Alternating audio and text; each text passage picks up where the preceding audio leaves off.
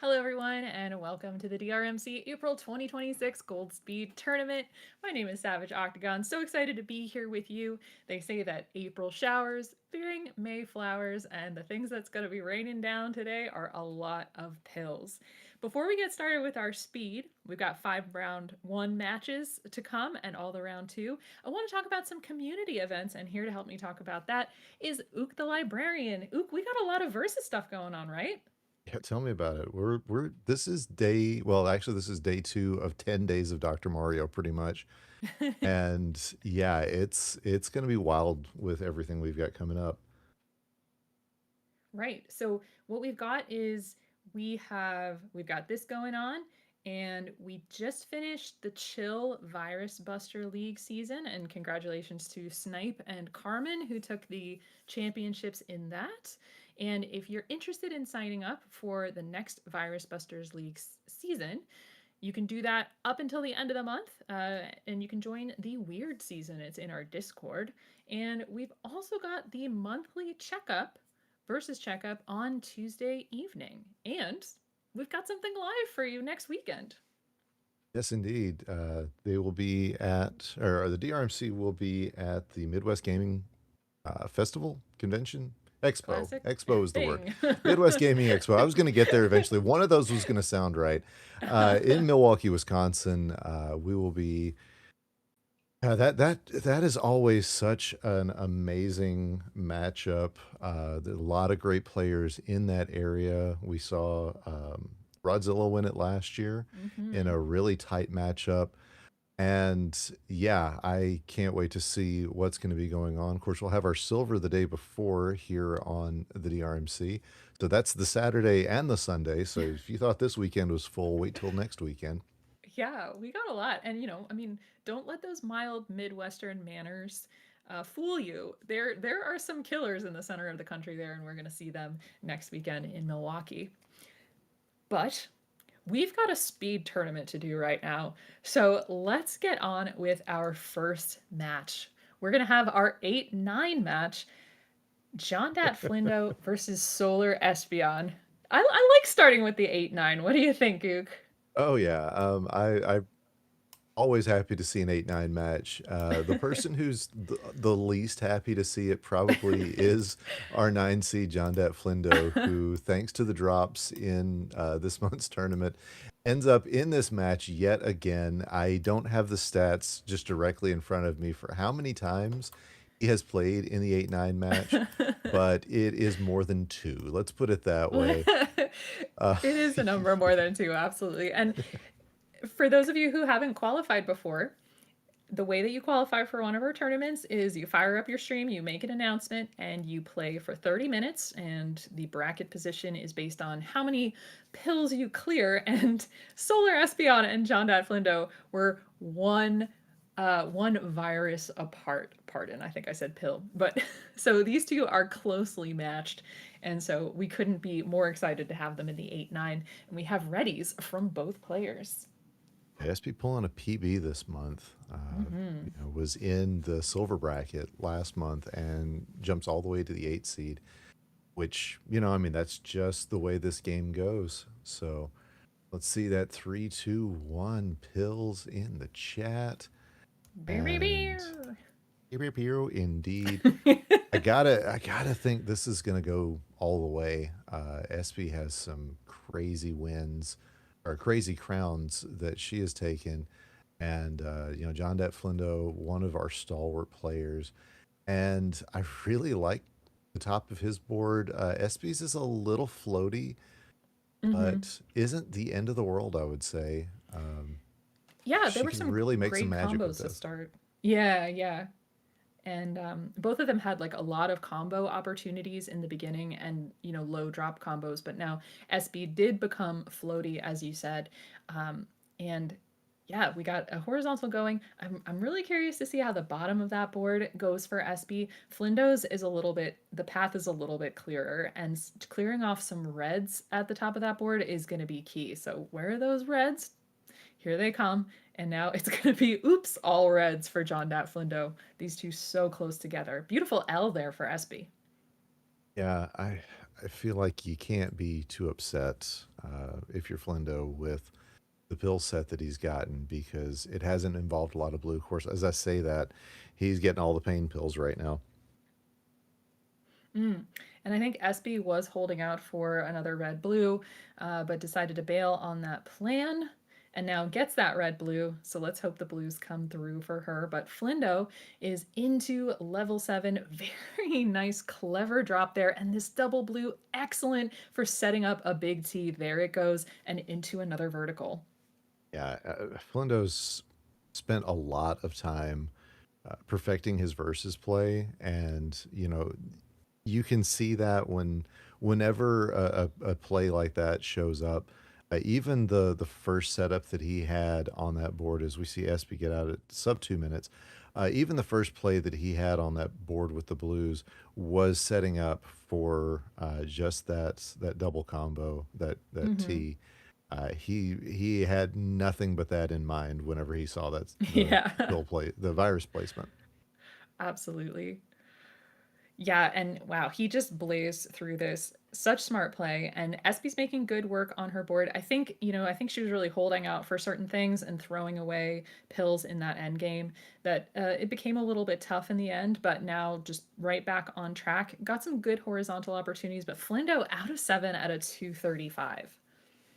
Yeah, but he call it call it superstition, call it what you will, but Flindo and Eight have a history together, so Yeah, we he shall talks about it a see. lot. You know, I would uh I would not be happy with Flindo if I were level 8 and I heard him talking like that. SB's got 18 viruses left to go in level 7. She's looks like she's got some cool stuff that could happen with the center of this board. There could be a horizontal there with the reds, a nice combo with the blue. Yeah, so it's all going to be about how those reds get cleared out as efficiently as possible. And yeah, that blue has some opportunity to be cleared horizontally at the bottom as well. And I keep seeing this mouse showing up. I'm wondering if like she's got a cat on the keyboard or something going on over on SB side. But regardless of what's going on, okay, she decides not to take the horizontals. I thought maybe Mm, she was going to tuck in for that blue there, and I was just going to say that's the perfect setup for her. But is going to take these one at a time and still have the opportunity for the blue. Is going to get that tuck there. Just needs two more reds to get out of the 7. But John Deflindo already at the bottom of his 8. He's fishing for a good time here, mm-hmm. and a red blue is what he needs. Let's Oh, see if he's gonna get it. yeah.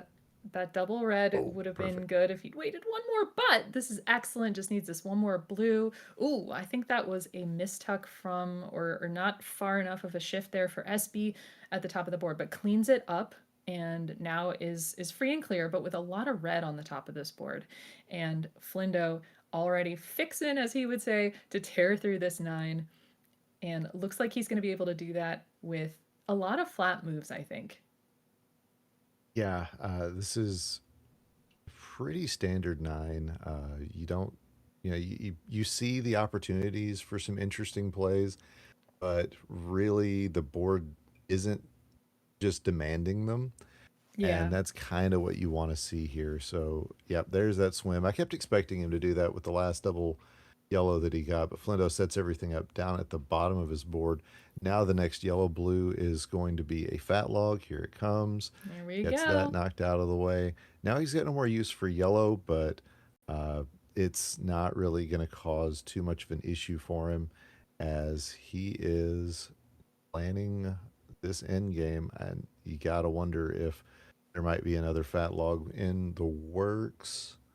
No, he's going to take them out separately. That's good. That's not getting too greedy. Yeah. SB in the meantime, a lot of red on the top of this board, but created a few garbage situations for herself throughout the board. There we go, dropping that blue that was on top of column 2. That's great for opening up that board because as soon as a red comes, she's going to need it to clear out one of the many columns where red is on the top line. But doesn't matter. Flindo is out of level 9 at a 552. Yeah, we were practicing on Monday. Actually, all three of us were practicing on Monday, and Flindo was not having his best night, and usually that's a good sign. As SP's out at a 6:14, that is a great time. Uh, out of Uh, out of level oh, 8, out I of eight, believe. yes. Yeah. Okay, I'm. I had a moment there. Yeah. So, regardless, Flindo not having his best practice on Monday and zapped it right out. Hey, So I believe that terrible practice makes for a good game. I think in theater they say that a bad dress rehearsal makes for a great show. I definitely feel the same way about my Dr. Mario play. If I'm on fire the week of the tournament, I know it's going to go poorly. yeah, I'm banking on it actually. All Uh, but anyway, so we're gonna get right. everything set back up and ready to go again. Yeah, so we're going to see, is SB going to take this to a decider? Of course, that's always what we want. Or is Flindo going to lock this down and head on to round 2, where we will be playing levels 8 through 11? That is gonna be the question here, as we got at least one ready. I think Mm-hmm. possibly both. I don't know. Flindo's a quick readier. Yep, there's the GG ready all the way up at the top All when the he way up finished the top. level. Yep. I'm very accustomed to that because he has to ready up in my chat when we do our practices. So there we go. 3, 2, 1, and pills. Ugh. Ooh, I hate so seeing much the blue here. Yay. I hate seeing that for SP there. That was Oh, oh, okay. So that misdrop not going to be too bad. She can right. still do internal tucks. Oh, Is just going to go yeah. ahead and take the. I understand that, and Mm-hmm. if you're going to take the mulligan there, that is the exact time you That want is the to do it. time to do it. Yeah, absolutely. That blue red, that was the last pill that fell. It could have been used, but it was a tough maneuver, so might as well. And of course, if you do top out, you just have to start from the top of the level where you started. And actually, I think SB got a much more favorable drop for that second level because she's basically on pace with Flindo right now, who's quite spired, Ook. Yeah, that column three, not what Flindo wants to see No. here. And now with no blue, I mean, he's got one blue virus and almost no access to it. Uh, any blues that show up are going to be horrendous for him. And of course, every other piece has has a blue half to it. So, Mm-hmm. and the double yellow's the right play there on that column too. So he is stuck. Mm-hmm. Very He's much stuck so. pretty much having to run everything. Okay, he is going to Oh, run the horizontal on the okay. blue. All right. And I see. So that horizontal blue is going to cause every single thing to come down. So that's going to be nice. And SB actually out first at a 139, showing that that was the right move, that top out. Flindo out at a 144. Yep, get it together, buddy. You got this. Yep, Shake it off. it's going to be a thing. So I like. Oh, I was gonna say I like the top of the board for Espy, and then I glance over and see a cross immediately for Flindo. I didn't see what the play exactly was, but when you see a cross play, it's a good play. Yeah, speaking of a crossplay, SB had one down the right hand side of the board. So very nice there. Does have quite a bit of yellow on the board right now, but look at that. Able to tuck a nice lightning bolt in there and is cleaning up this very quickly. But again, these two trading blows. Flindo now with a tiny, tiny edge that just keeps going away back and forth. Yep. Oh, I love this idea from Espy. It's gonna be Mm-hmm. a cross and okay, yep. That's going to Mm-hmm. cause some drop time unless the double reds show up. Oh, doesn't take it that way. But yellow blue is going to work out, and I should probably watch my mouth because I know Mm-hmm. SP's There it all listening to chat. goes. But there we go. Cleans up the board, and now it's a 5 to 10. I was watching for that play from Espy and haven't been keeping an eye on Flindo's board, and I think it's probably for the best because it is Vera blue. Yeah, Vera absolutely. Vera And Blue.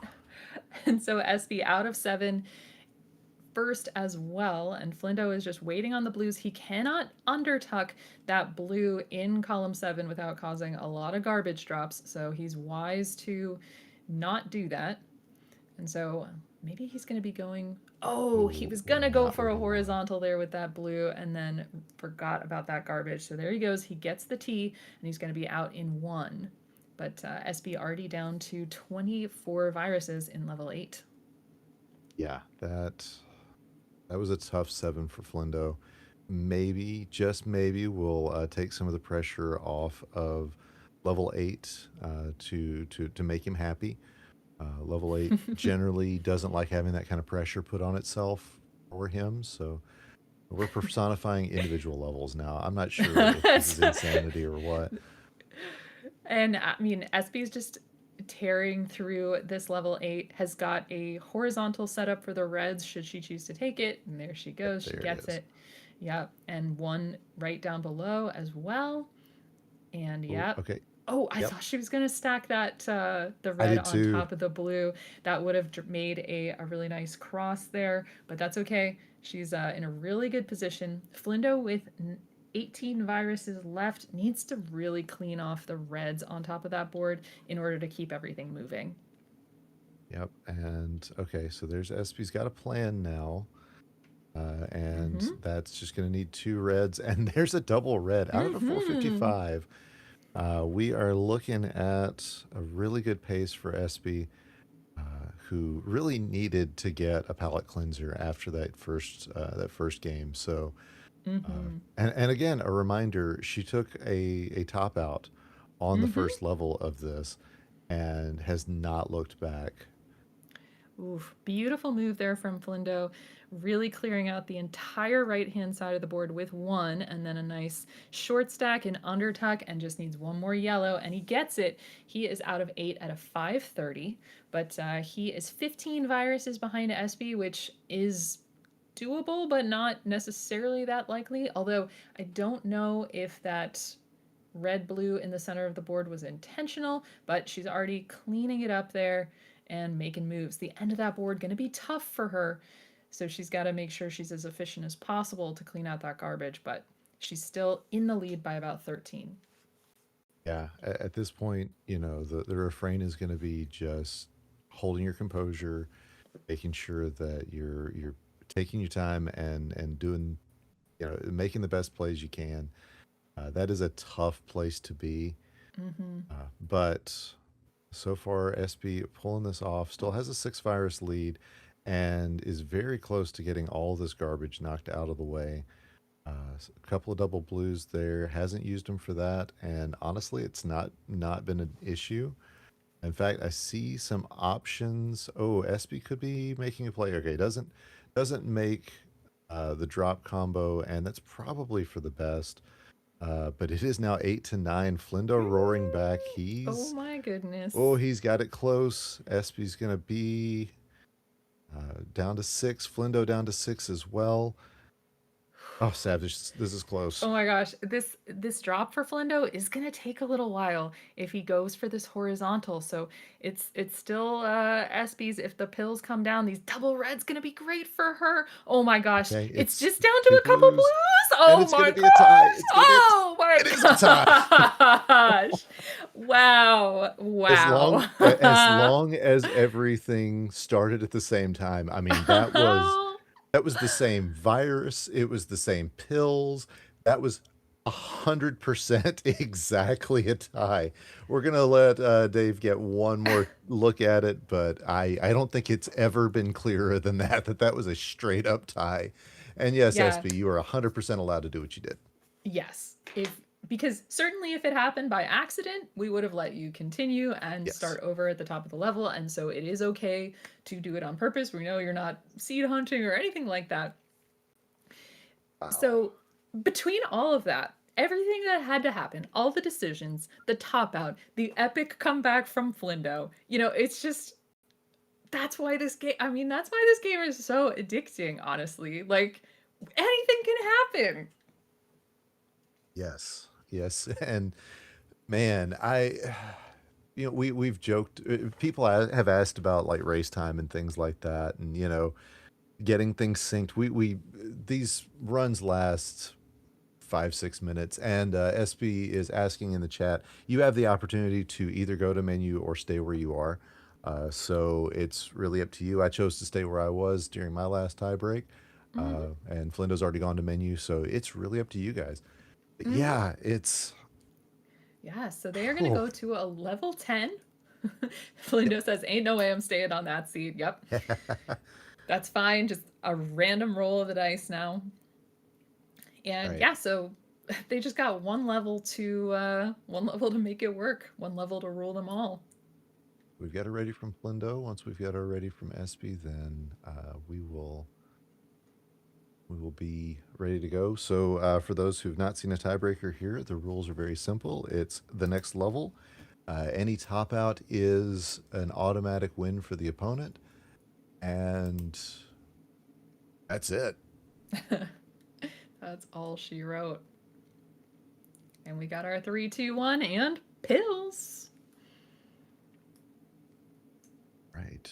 Decent starting board for both players. Kind of an equal starting board because neither one got exactly what they wanted. But you can see Flindo with the setups, and Yeah, that was there coming it from goes. pill one. Yeah, it Poor was. It was Flindo there. 100% coming from I Pill was 1. really excited about it. Espy's got a horizontal as well, drops down some perfect garbage on top there. Um, does have some red in column 2, which is a little bit pesky because there's not much use for red further down the board. So currently the advantage is belonging to Flindo. And yeah, he's clearing out with quick vertical clears, but he needs to get a lot of blue to get that board going. Look at this plan from SB. Here it goes. She's going to get the drop Nice. cross. She'd been setting that up for a minute too, but yeah, Flindo is just zipping right through this one. He knows Mm-hmm. that a win here goes ahead and finishes off SB for this month, but man, having to take it to a tiebreaker, even if she doesn't get the win out of this, that was insane. Yeah, very, very cool. And let's see, it is 4 viruses for Flindo, 23 for SB, and these yellow blues for SB coming through.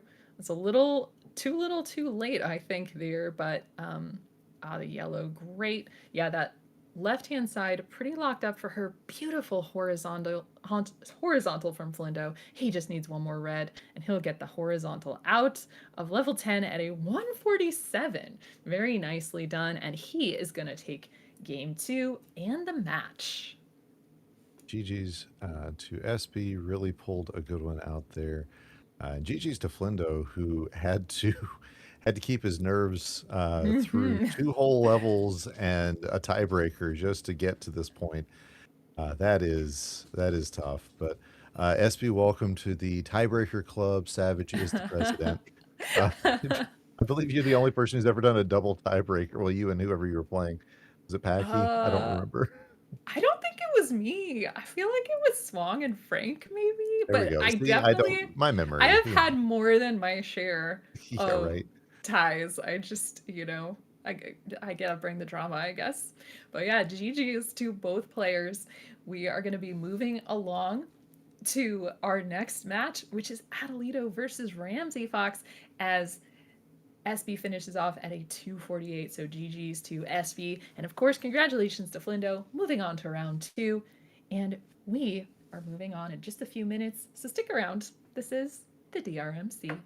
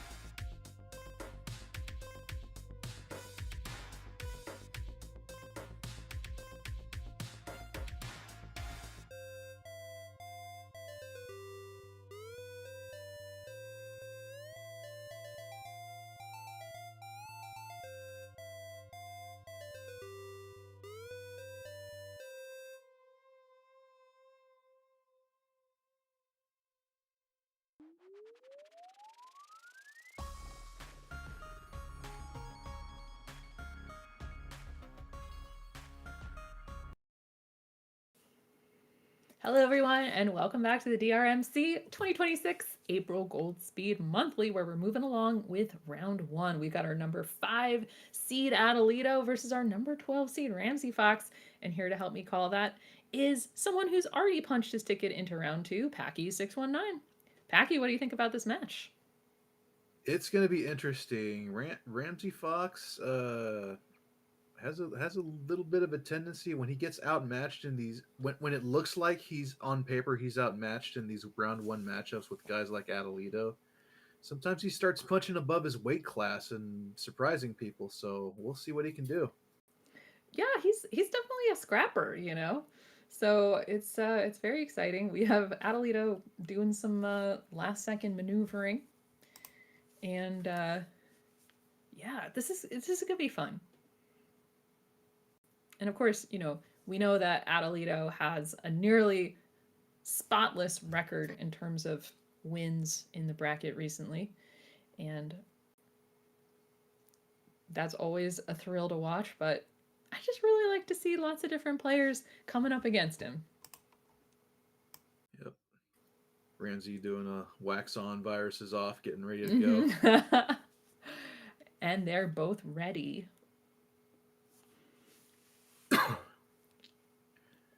Looks like both players are playing on high. We got a 3-2-1 pills. Bills, bear, bear, bear. And this is the third time these two have met. Oh, we got interesting board shape here to start. Very left heavy for Adelito, but pretty balanced there up top for Ramsey, and he's already taken the center of that board out. Yeah, weird diagonal canyon situation for Adelito to start here. Mm-hmm. He's got access to these horizontal clears on the bottom of his board. Just you don't want to do too much tucking early on if you can help it because tucking takes time. But Mm-hmm. Adelito so far pretty efficient through this board and but right now it's knotted up at okay, and looks like a slight lead for Ramsey early on here. Yeah, and I mean, that's due to the fact that not a lot of red showed up quite at the beginning. But now, of course, yellow reds show up for Adelito, and there he's able to be very efficient and take some out horizontally at the top. But still, he's a little bit more blocked up than Ramsey is. Although, oh, a misdrop for Ramsey with that red yellow in column one. But a little bit of yellow should clean it up, and red yellow is the perfect way to do it. Yeah, you see that yellow blue in columns 2 and 3 for Adelito. You get the feeling he tried to tuck that all the way in on the left and just didn't quite have the timing right. It is possible to do that on high speed, but it's quite difficult. But Adelito is first out of 6. Yeah, but Ramsey, okay, so he could have really gotten punished by that, and you know that misdrop, but only actually a little bit. And you saw maybe that he did a really nice last second adjustment. He saw his next box and he didn't block himself off, so he was able to finish out much more quickly than he otherwise would have if he hadn't been looking ahead. So now it's only a 6 virus deficit here for Ramsey Fox at the moment. Nice horizontal for Adelito. Yeah, I was wondering when he was going to get that horizontal because he was playing on the upper right hand side, which makes sense because you don't want to be stuck on one side in your end game. That's going to make things a lot Mm-hmm. slower. But only Yeah, a for couple of sure. yellow viruses left right now. Oh, a miss tuck there for Ramsey with that double blue. I don't think it's going to cause actually that much of a problem long term because actually it builds a perfect platform for that horizontal, and he's going to be able to tuck 8 ways to Sunday to get things out of there. Yeah, so he's actually in decent shape right now. Yeah, it's practically tied up. Adelito had a really nice drop combo just a moment ago, and he's got everything set up. He's just a couple reds away from finishing off this level 7. But Ramsey sticking with it. He just needs a fistful of yellow. Mm-hmm. And we've determined that a fistful of yellow technically is 6. So there we go. And he Yes, needs 2 more. That's the technical until it's measurement. something else. Oh, that Oh, misflip by oh, Ramsey. It's gonna cost him some time. But yeah. he's gonna go underneath. It's Mm-hmm. not a catastrophe. So just a little north of 3 minutes to get out of 7. Mm-hmm. And it's only, again, 8 viruses off there for Ramsey. Adelito's got some interesting potential here. Looks like there is a horizontal drop that's possible with those yellows, and then if everything's stacked up right, there's a horizontal right underneath it with some reds. So things moving along. Clears out the garbage to get that done, and now Adelito's free and clear, just building on top of those horizontals. But whoa, gorgeous combo for Ramsey. Yeah, Ramsey was waiting for that one for a while, but it looked like the perfect piece to drop it would have been a double blue, which, oh, there it is. But obviously, waiting for a double blue, that's not an easy thing to deal with. But nice combo trigger there by Ramsey, who is currently down by 8 viruses. Not much of a deficit right there. Yeah, and also it's pretty much the same deficit as it was coming into the level, so he's definitely holding uh holding his position there. Adelito out of a with about a 425 with a horizontal there, and I think Ramsey Fox's challenge is going to be needs to make sure that he doesn't get things too complicated in the end game. Beautiful offset fat log for him. That's great to do that because he could have locked up that bottom row really tight by accident. Yeah, nice play there by Ramsey. Can get this nice little tuck, and then let's get the lightning bolt. Mm-hmm. Tearing through this level 8 endgame right now. So Yeah. he's still a ways behind Adelito right now, who's been cruising through 8 and 9 thus far. Ramsey just waiting for one more blue to get out of 8, and he is out at a 508, and he has himself a 20 virus chase down. Mm-hmm. But I mean, Adelito really only needs basically one thing to advance this board, and it's blue. So a double blue would be great right now. That would take out everything that is in the top left of that board.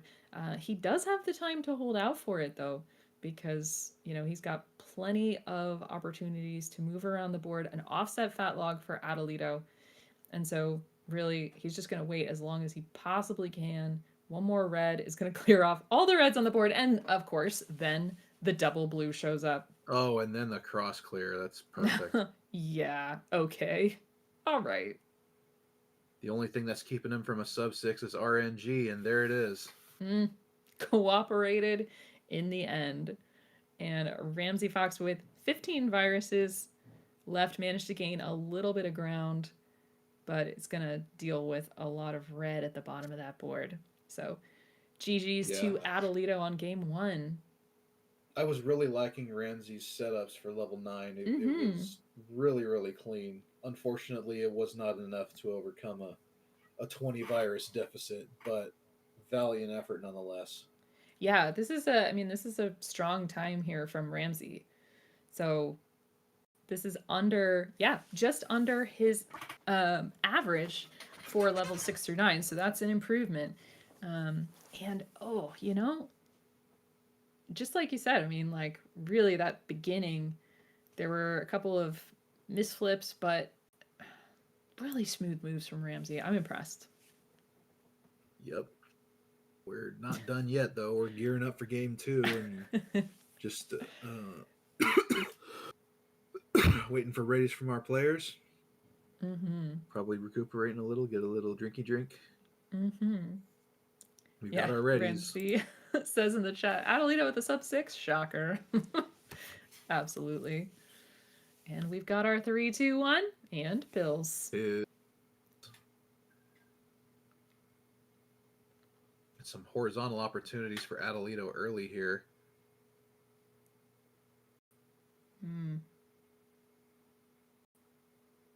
Yeah, that's definitely a Betty board, is what that is.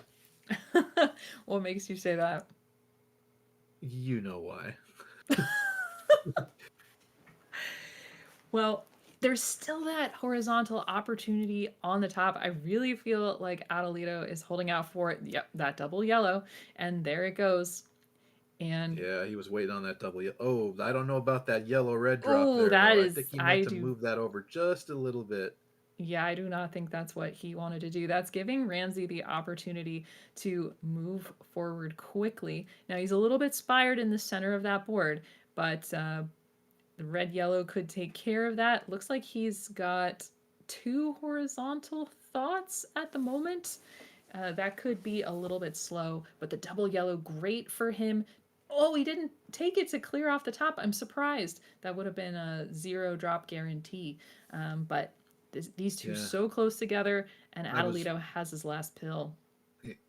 yeah, I was certain that Ramsey was just trying to drill down column 4 as much as he could to get that horizontal clear of the reds. Mm-hmm.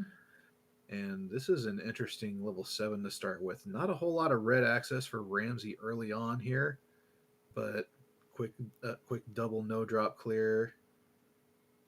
You'd love to be able to horizontal these blues, but at this very moment, it will require a double blue. And it looks like he's just going to manufacture it. And I think that was smart to use the blue yellow to manufacture that because there wasn't a lot of yellow access. It's not, it's not going to be a pain point right now. Adelito taking a 10 virus lead here. Very straightforward plays here. You're not going to be taking a combo with every single virus together right now. You just got to clear them out vertically, basically. That's the play. And there he goes. He's dropping it. So really, he just needs the reds to come through and things will move quickly. Got a little short stack there. But Ramsey down by about 10 at the moment as the Reds come through. And now Adelito's got that all important bridge in column 7, so he can go either way with his pills.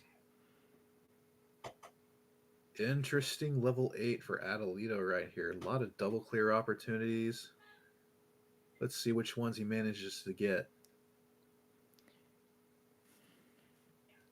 Ramsey being very efficient there with his last few pills. There was, the viruses had very little drop when he was done with his plans, out at a 249. So sub 3, nice going, except so much blue on this top line for Ramsey. I hate it. Yeah, I mean, Adelito had a similar problem, but at the same time, Adelito also had a lot of double clears available for him early, and now his color diversity looks pretty solid. While Ramsey, looking at this board, not a whole lot of double opportunities early, but looking down the board, these clusters of yellow that he's got to go through could come out in big chunks. Yeah, and he's doing really well. Like I saw a good move there. He was scooting things across. Beautiful tee from Adelito into some garbage drops. Really want to see some red yellow come through for Ramsey. Now he's using the blue as some friendly garbage, but yeah, just needs a lot of yellow. That pair of red blues unfortunately subjected him to some drop time. He got a lot he could have done with that double yellow that he just got, which is exactly what he needed for a board like this. Looks like 406. Adelito's getting into 9.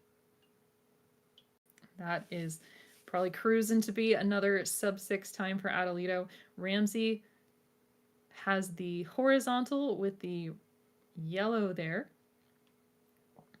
And looks like he could be maybe having some conflicting plans if he's trying to take out the red horizontally. Yeah. Okay. Oh, he's got it. There we go. Okay, yep. He's got it. He just needs a half of a fistful of yellows to get out of here. A metric half fistful, as we say. Wow. Adelito needs quite a bit of blue here for this. A whole lot of need a lot of blue scenarios happening right now. Adelito's already gotten rid of all the red viruses on his board. And of course, the blue-yellow coming through at just the opportune moment.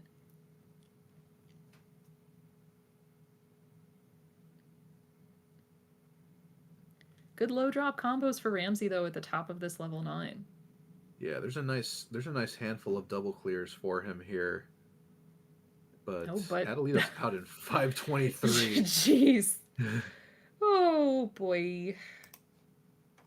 I don't think that's a hot time anymore. It's mighty impressive. Oh no, I swear 523.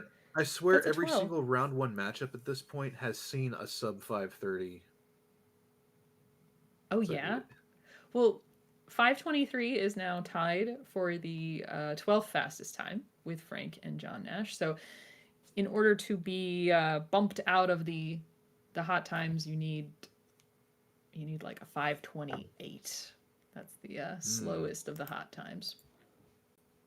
All right. uh, Well, GG's to Adelito, and we're going to be moving on to our next match, Luke versus Archer Lewis. That's going to be a good one. So stick around.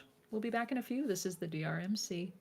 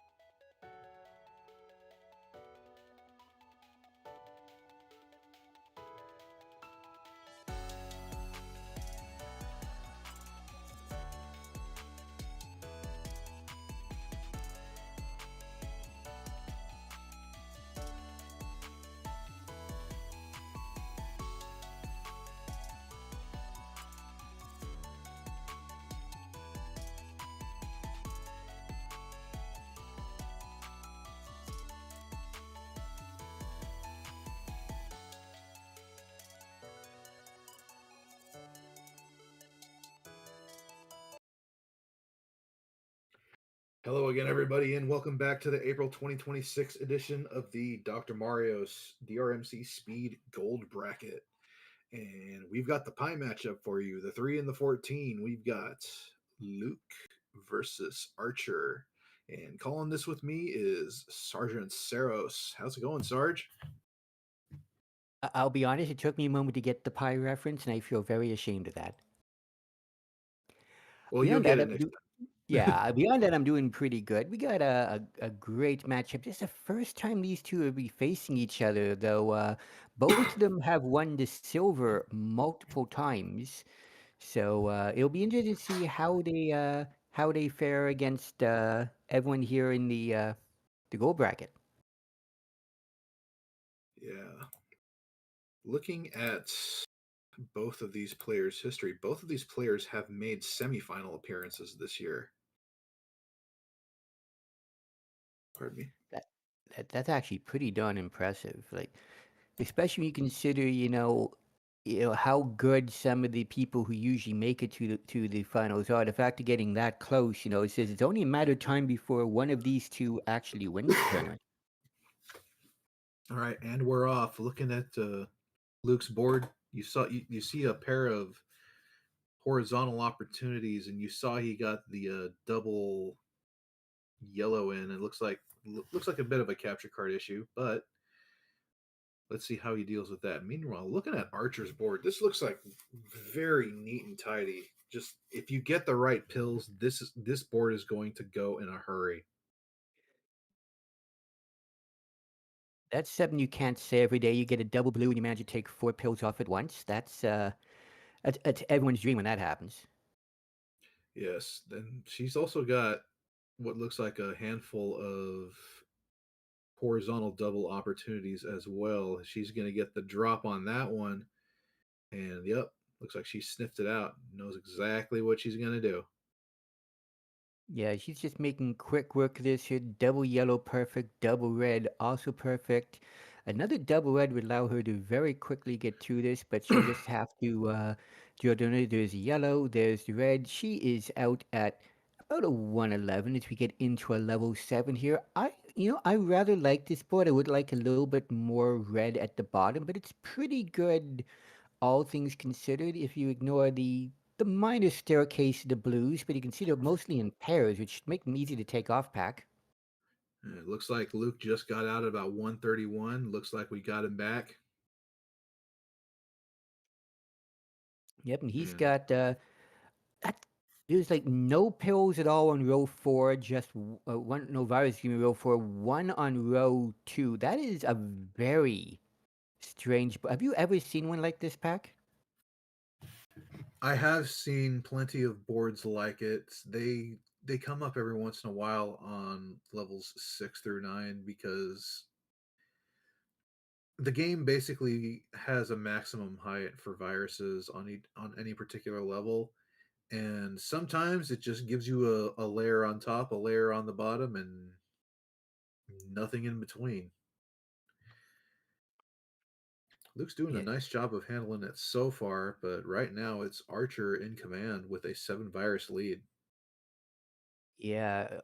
Luto has done a great job with the sub he's got. Unfortunately, he's got 9 viruses left, and 7 of them are yellow, which is absolutely going to slow him down. As Archer is out first at a 240, and Luke's just he's hoping to get a lot of yellow here real quickly. Luckily for him, he is getting just that. He needs 4 more yellow. There's one.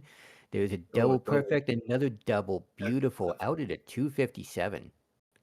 so 7 was faster than 6 for Luke. Oh, look at this! Look at that opener for Luke. That's excellent. Yeah, he's just clearing through this. The only negative I see right now on Luke's board is he's got a while before he gets to any yellow. In fact, he's got an almost all red top line right now, and it's just doing what he can with what he's been given. But look at his drop down to get, looked like 6 viruses out at once and finally get access to that yellow. Though on the flip side over there, Archer has got about a 6 virus lead, still access to most everything, though she's only got 2 yellows left. She's signaling she's going to try taking that red out, most likely horizontally. Just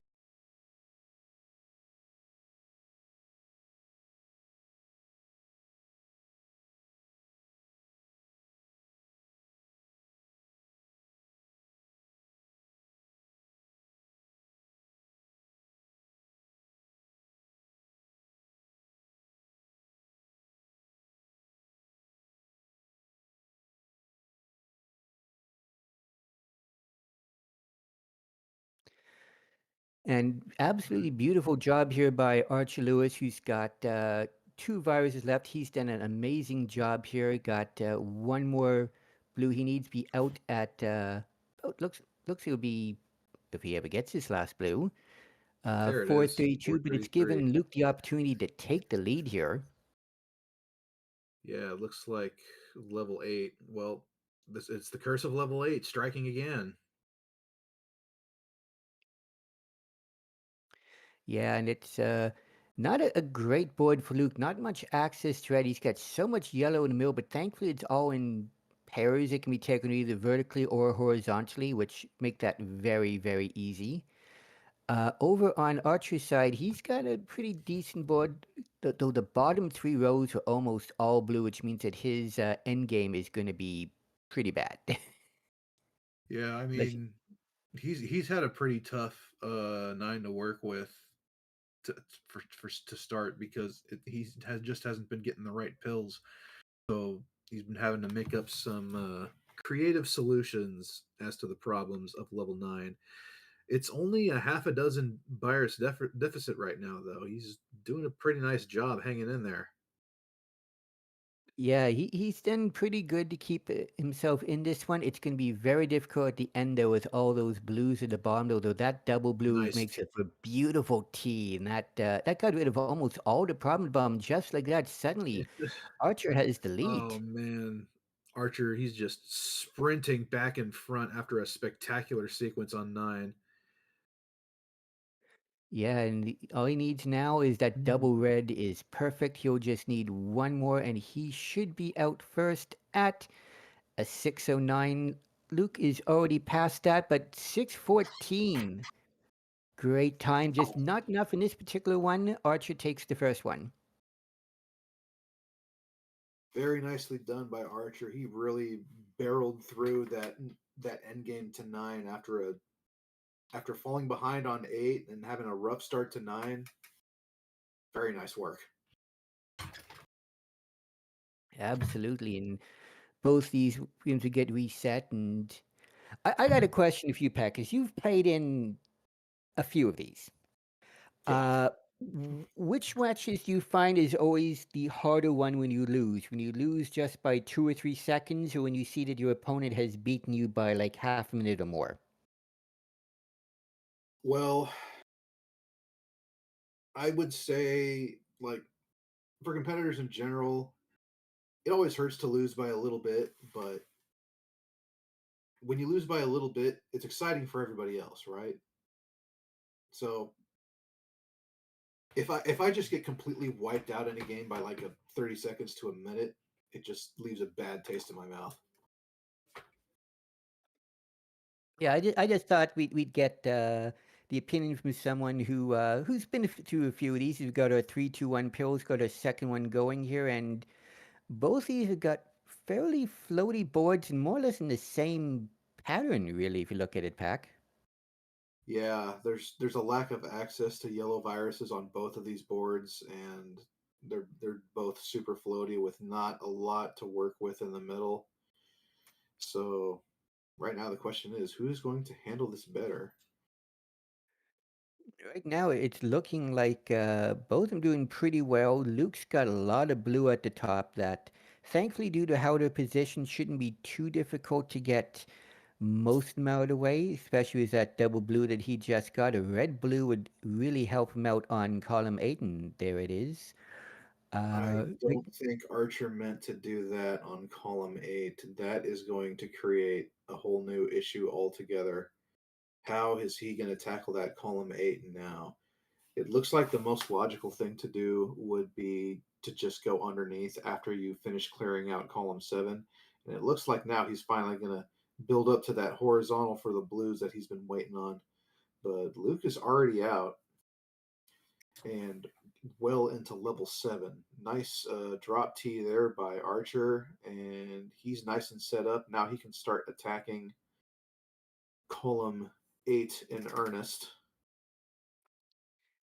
And he did a great job with his, you had to build up anyway to take that red out horizontally and turn it into that T that you saw, making so that now he just needs to make a tiny little bridge here, and he will be out at There it is, 146. He's a little bit behind, but not insurmountable. We've seen him come back from one of these already today, so that's why we keep playing all the way till the end, just in case something happens. Meanwhile, over on Luke's side, beautiful way to take Nice off. Looks bell. like five viruses there just cleared off so much, and just get it working a little bit of an under clear for that yellow. There's one, there's two, there are three out at a 217. Timely double red here for Archer. He gets the cross clear up top, and then the timely blue yellow.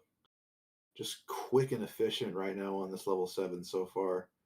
16 viruses is a pretty big deficit to overcome, but if you're going to fall up behind by 16 viruses, it might as well be early because then you got more time to catch up.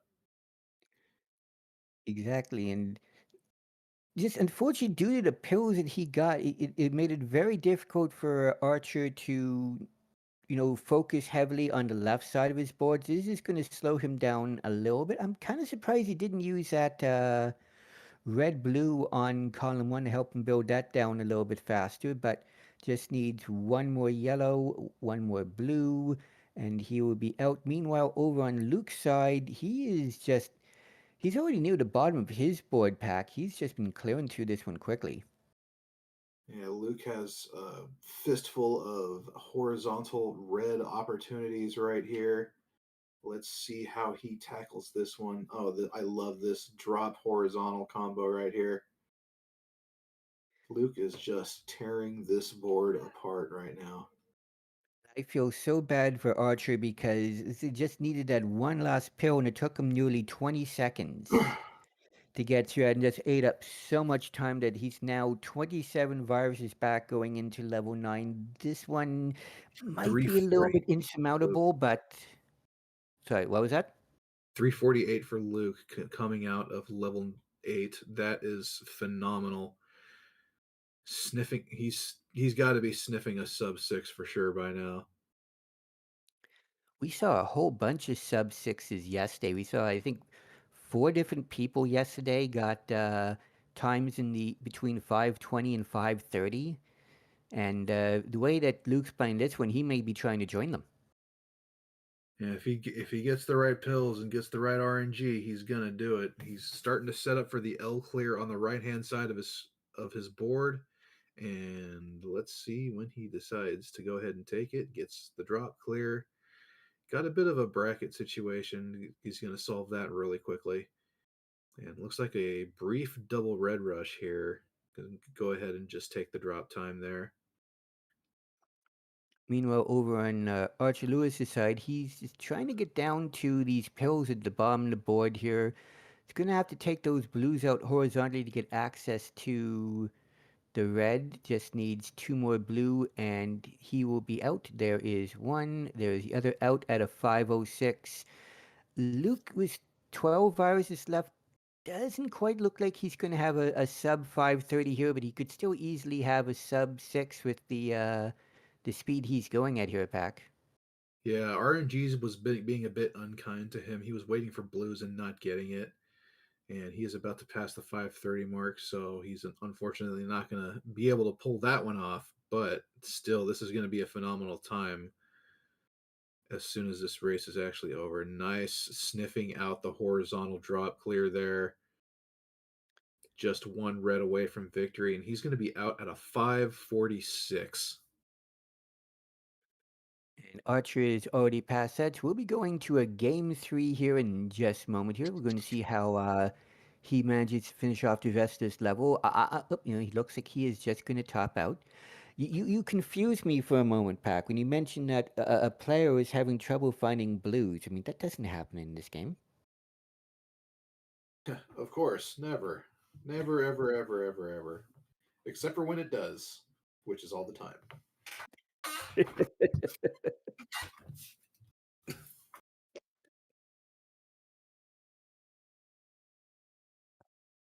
All right, so we are going to a decider, and we've got readies from both players getting ready for game 3 in 3, 2, 1, pills. Let's look at these boards here. Fairly even board for the most part, top to bottom for Archer Lewis. He's got a pretty nice one here, especially with a lot of pairings near the top and bottom, makes things easy. Luke's board is very heavily right-sided, which means he'll have to focus quite a bit over there, or he's going to have a very long end game ahead of him. Overall, I think I like Archer Lewis's board better, and as you can tell, he is making very quick work of it, though Luke, excuse me, is staying right behind him. Yeah, I honestly liked Archer's board a bit more, and he's got this big old T right there. Everything he's got he's got access to basically everything right now, and there's nothing stopping him from just torching this six. Looking over at Luke's board, he's got pretty much access to everything as well. The only issue is that cluster of viruses on the bottom of the right hand side of his board, but that's not going to be a big problem. Just trying to sniff out the efficient solution to this Oh, situation. beautiful Archer. It looked like they were going to have to take out those blues in column 8 individually. Ended up getting a double blue, take them all out together. It made a little bit of drop time, but still made so they got out at a 113 as Luke is out at a 122. Pretty much a tie game here between these two. Yeah, it looks like Archer's got a bit of an interesting situation. Okay, I love the bridge that he built there to so he could easily get that horizontal clear. It's going to result on in some garbage on the bottom of his board, but he can figure that out when he gets to it. He can cross that bridge once he gets to it. So he might have some horizontal plays down there such that he won't need to worry about the vertical clear that he might have just denied himself. Yeah, gonna make things a little difficult on that blue at the end there, but beyond that, it shouldn't be too much trouble as he gets a beautiful horizontal there as well and then drops everything Oh, down. very Oh, nice. beautiful key. I did not see that, did you? I actually did not either. Meanwhile, over on Luke's side, only about 4 viruses behind, but his double blue, double red, excuse me. I am not colorblind, honest. Was able to help him out quite a bit. We have essentially a tie game here, as right now Archer he just needs 3 yellow, There's one. and there's one. Where are the other two? There's a second, They both and need a yellows double to get just out good of here. measure. 245 against 247. It is a 2-second game right now. This is the deciding match. Nice tee there by Archer, doing a really nice job of bringing things down. And has another tee set up here. Yeah, Just I was originally going to say I'm not fond of Archer's board at all, but he has absolutely proven me wrong with how he's oh, destroying yeah. this board. Look at this. Yeah, this board is pristine, very neat. Loving what I'm seeing so far.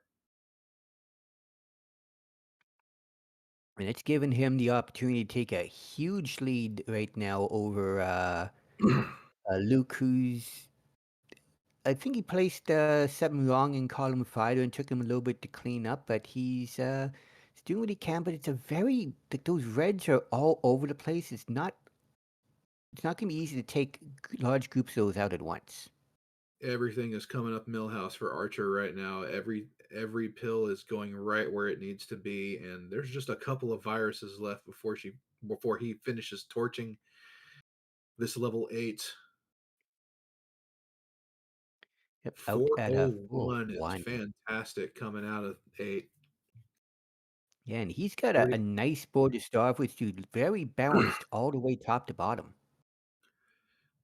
37 more viruses stand between Archer Lewis and a 314 upset right now. Luke chugging through the end of 8 here. Has a pretty good time going on. Just nice little bridge building there to minimize drop time. And now he just needs a couple more reds to get out of this 8. And there it is, 433. He is going to be facing a 10 virus chase down. It's going to be a pretty interesting, especially take a look at all those pairings on Luke's board, horizontal, vertical, all the way down. This is, if he gets right pills, this is a speedrunner's dream level right now. He He's has a just huge waiting on a red to cascade drop coming with it. the red pills. Oh no. Oh, he Oh no! The game froze and he reset it. Oh, and that unfortunately will almost certainly do it here. What a way to go out Oh for Luke. Who looks like no! he's going to surrender this match here. So we just got to watch Archer finish this one out. And Man, I my internal combo alarm did not go off. It did not occur to me that that might have broken the game. it didn't look like it would on my side. It didn't look like it was enough, but it must have been just barely.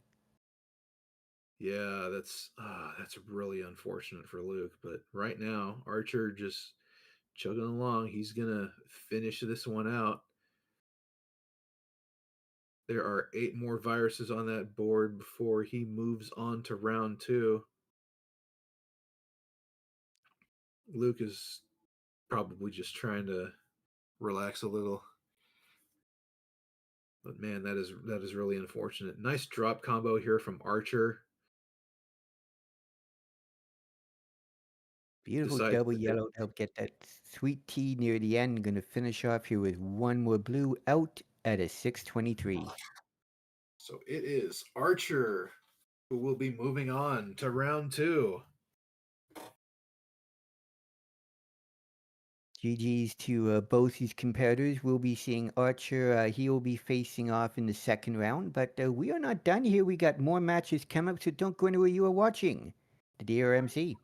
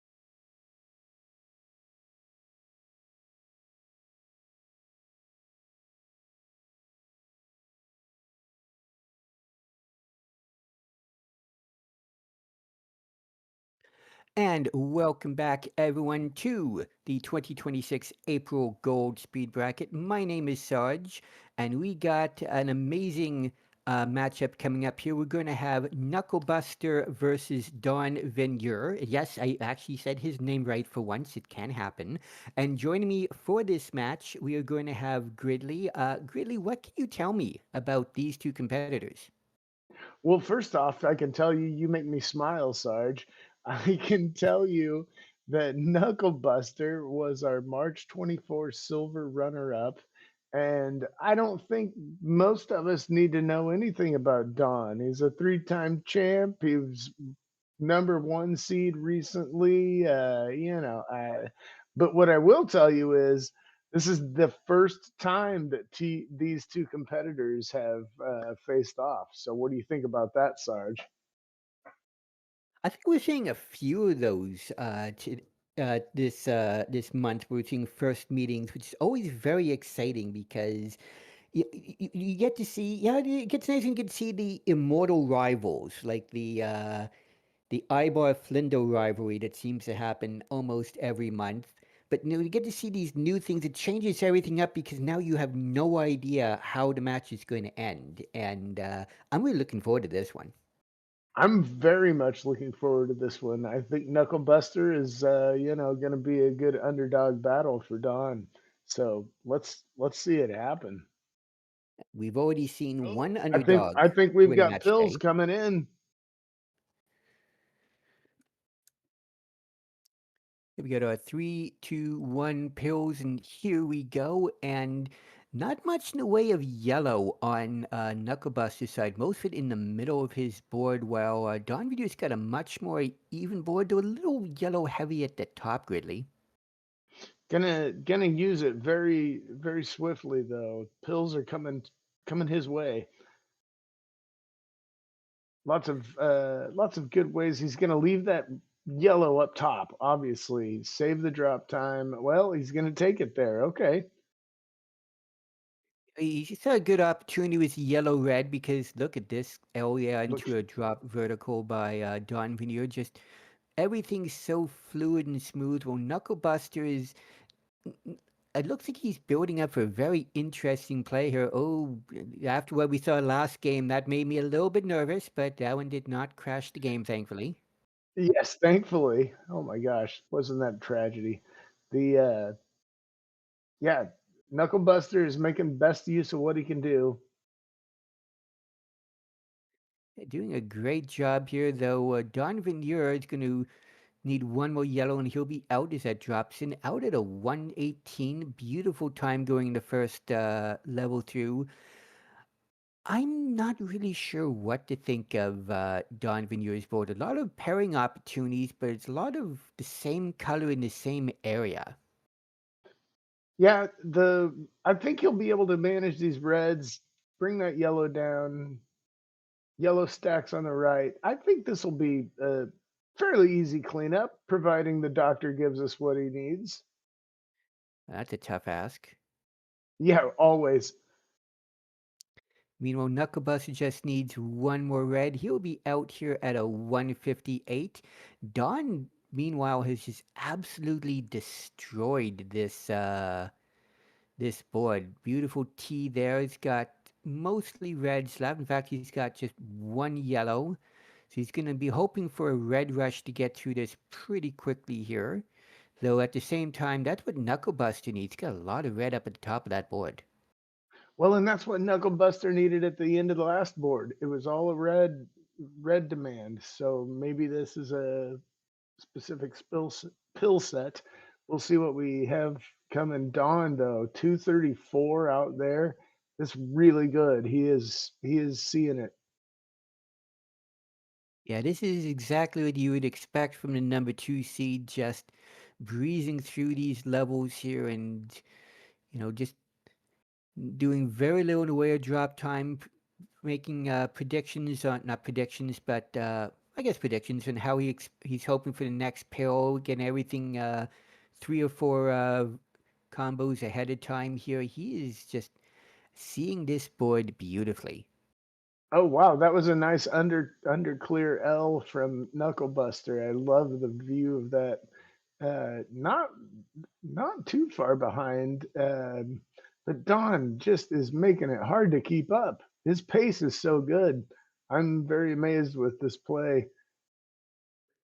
Yeah, Knucklebuster is not doing that bad, all things considered. Just Dawn is just on fire right now, and it's just it would make it hard for almost anyone to be able to keep up here. As Knucklebuster just needs two more reds. If he gets them, there's one, there's the other, out at a 348. But Dawn Veneer is going to be out of level 8 at 355, meaning 355. that Knucklebuster is almost a full level behind right now.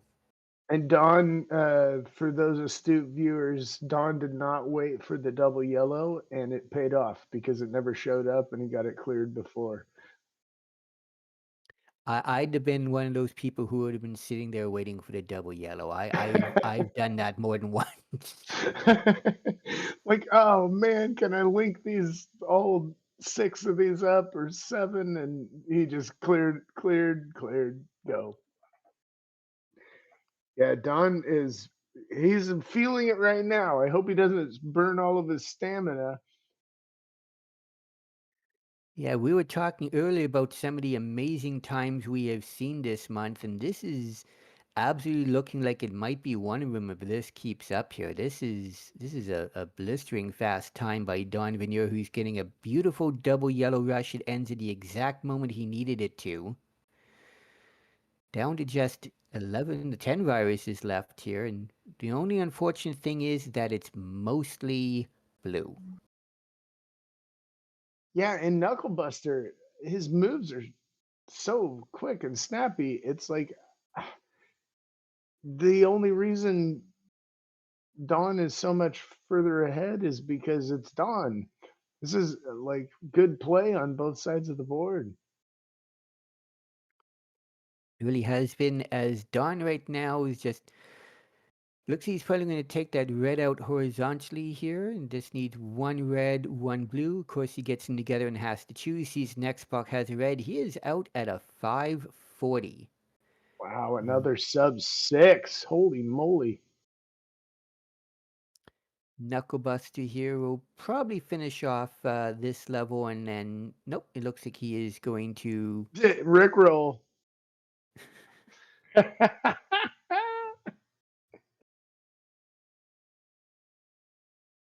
Yeah.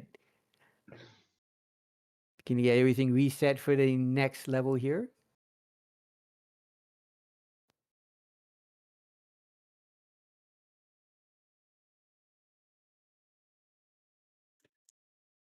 All right, Sarge. We've got our second match coming up here. Knucklebuster will be trying to force a decider. Don Veneer will be trying to punch his ticket to the next round. Knucklebuster, let's go. Bring us more crowns. I don't know if they I never know if they're listening or not, but I like to root for more crowns.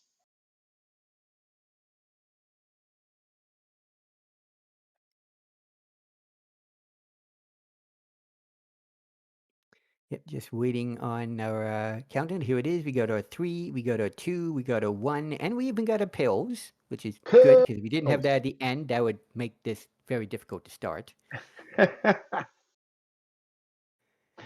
Sarge, man, you are hilarious. I love it. Ooh, I don't think that was the way Don wanted to put Oh the. no. Quick restart. He knows the rules. It's okay. Taking the time and gonna do a different board after possibly a misplay. Yeah, Knucklebuster getting a nice big horizontal. Yeah, Knucklebuster's getting through this one all right. Maybe he can use Yeah, this speed advantage or time advantage. yeah, he's doing pretty good here. It looks he's setting up for beautiful yellow horizontal there, and the double yellow to help take that out real well. He's managed to build the board down. Won't be too difficult at all to get those reds out from above that yellow in order to advance that. Beautiful double Cool. vertical right there. He's got about a 5 virus lead. At this point, he Cool. may just take those yellows out horizontally. Do you think, Ridley? Yeah, well, yeah, I think so. I love that way Knucklebuster slid that yellow in. He saw it at the last minute. Don's gonna, I guess he's gonna drop it like that, and then he's gonna stack those. Two more blues for Don, but Knucklebuster out at a 137. Yep, and 142 for Don. So it's still a very close matchup here. Beautiful combo move there by Knucklebuster. Should be easy enough to take out those blue. Oh, he's going for a long horizontal there. Very Hmm. nice. Yeah, and we'll see about that yellow up there. A little bit. I I think the word is floaty. I don't know if I'm using it correctly or not, but I'll try it. Yeah, if it's very high up compared to everything else, it's considered a floaty virus. Yeah, so it's column 7 on Knuckle Busters. A little bit tricky, but I think he's gonna get through it just fine. Don, holy moly, all the yellow. Why play with 3 colors? You really only need one, don't you?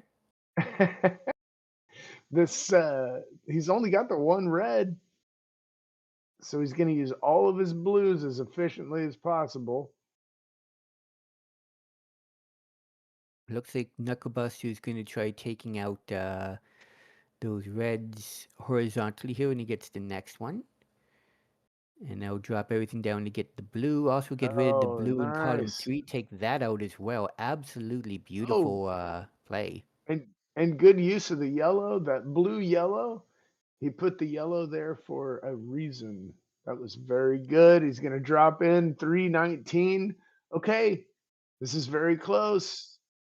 Yep, 316 for Don Veneer. So a very close matchup. There is no red on Don's road order. Is 7 out of 29 that are red. So he's going to be using red as a build towards a lot of his other stuff. He's got almost all blue on the right side of his board as well. Yeah, big block over there. It's yeah, the double yellows, but it's all blue. The two at the bottom of column 8 even, and he's getting them. Look at how he's getting them. This is really good. He's probably He's listening to us going, "Oh yeah, good point, guys. I should pay attention to that."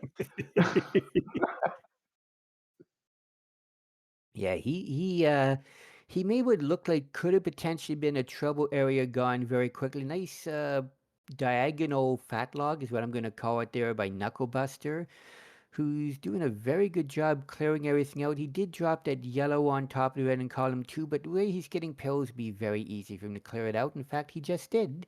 So there we go. It's about an 8 virus lead right now for Don, who just got his last red out at a 443 going into his level 9. Dawn is flying. Yep, this is good. Well, Come it on, is if your name is Knucklebuster. not Knucklebuster. Come on, Knucklebuster. Bring us more crowns. Come on, man. This is good. Knucklebuster, nice drop. Yeah, he's still got. He wants to underclear these, save the drop time. Oh, I would have been so tempted to take that combo drill down. That's not the name of the game, though, Sarge. It is for some people. Oh, Got a double red. that was a cool decision to just slam that yellow red so that he could do the double on the column 1 and no drop time. I like that move. All right. What's Absolutely. the Yeah. chase down? About a 23 virus difference right now, though a lot of Don's pills are blue, and everyone knows about the joy of blue in this game, so, it's not impossible. So, we'll just have to see how things go here as we get into just past the 6-minute mark for both of these competitors. Yeah, there's a lot of yellow up here at top, but a couple of yellows here in a row, getting rid of a lot of it. Don's going to take some drop time. He knows he's got the lead. Let's see if he can do it. So much blue left. Yep. Yeah, Knucklebuster's been trying to figure out how to handle the right side of the board because he's not really gotten a yellow red in forever. Never been really good for that side of the board, but it's just he's had to wait for it for so long. Meanwhile, Don Veneer just needs 2 more blues. There's one. Where's the other dock? There it is, There it out at a 648. 648.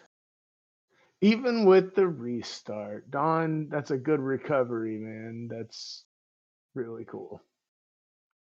So he will be moving on to the second round. GG's to Knucklebuster, who kept that second match very close, very well done. Looks like he might finish it off, which, considering how well he did in this one, I don't blame him at all if he wanted to do that.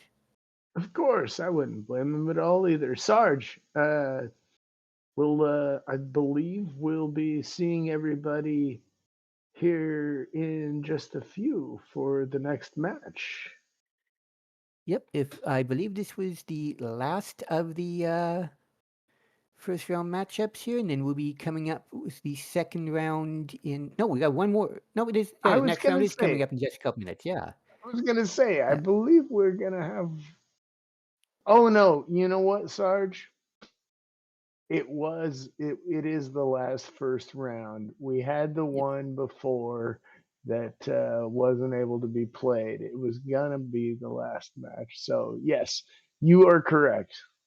Yep. So we'll see you guys in the second round. You are watching the DRMC. Woo!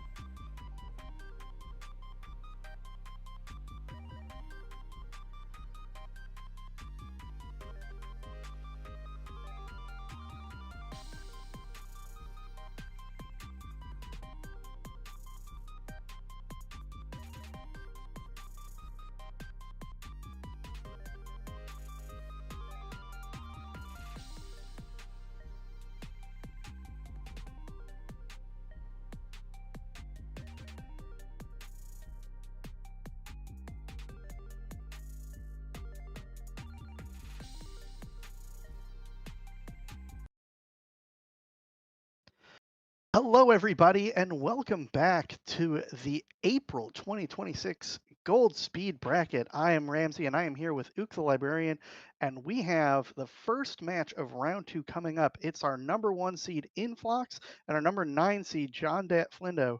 Ook, what can you tell us about this match between two real veterans of the scene? Well, you had commented when you first saw it on the notes that this is only the second time these two have met.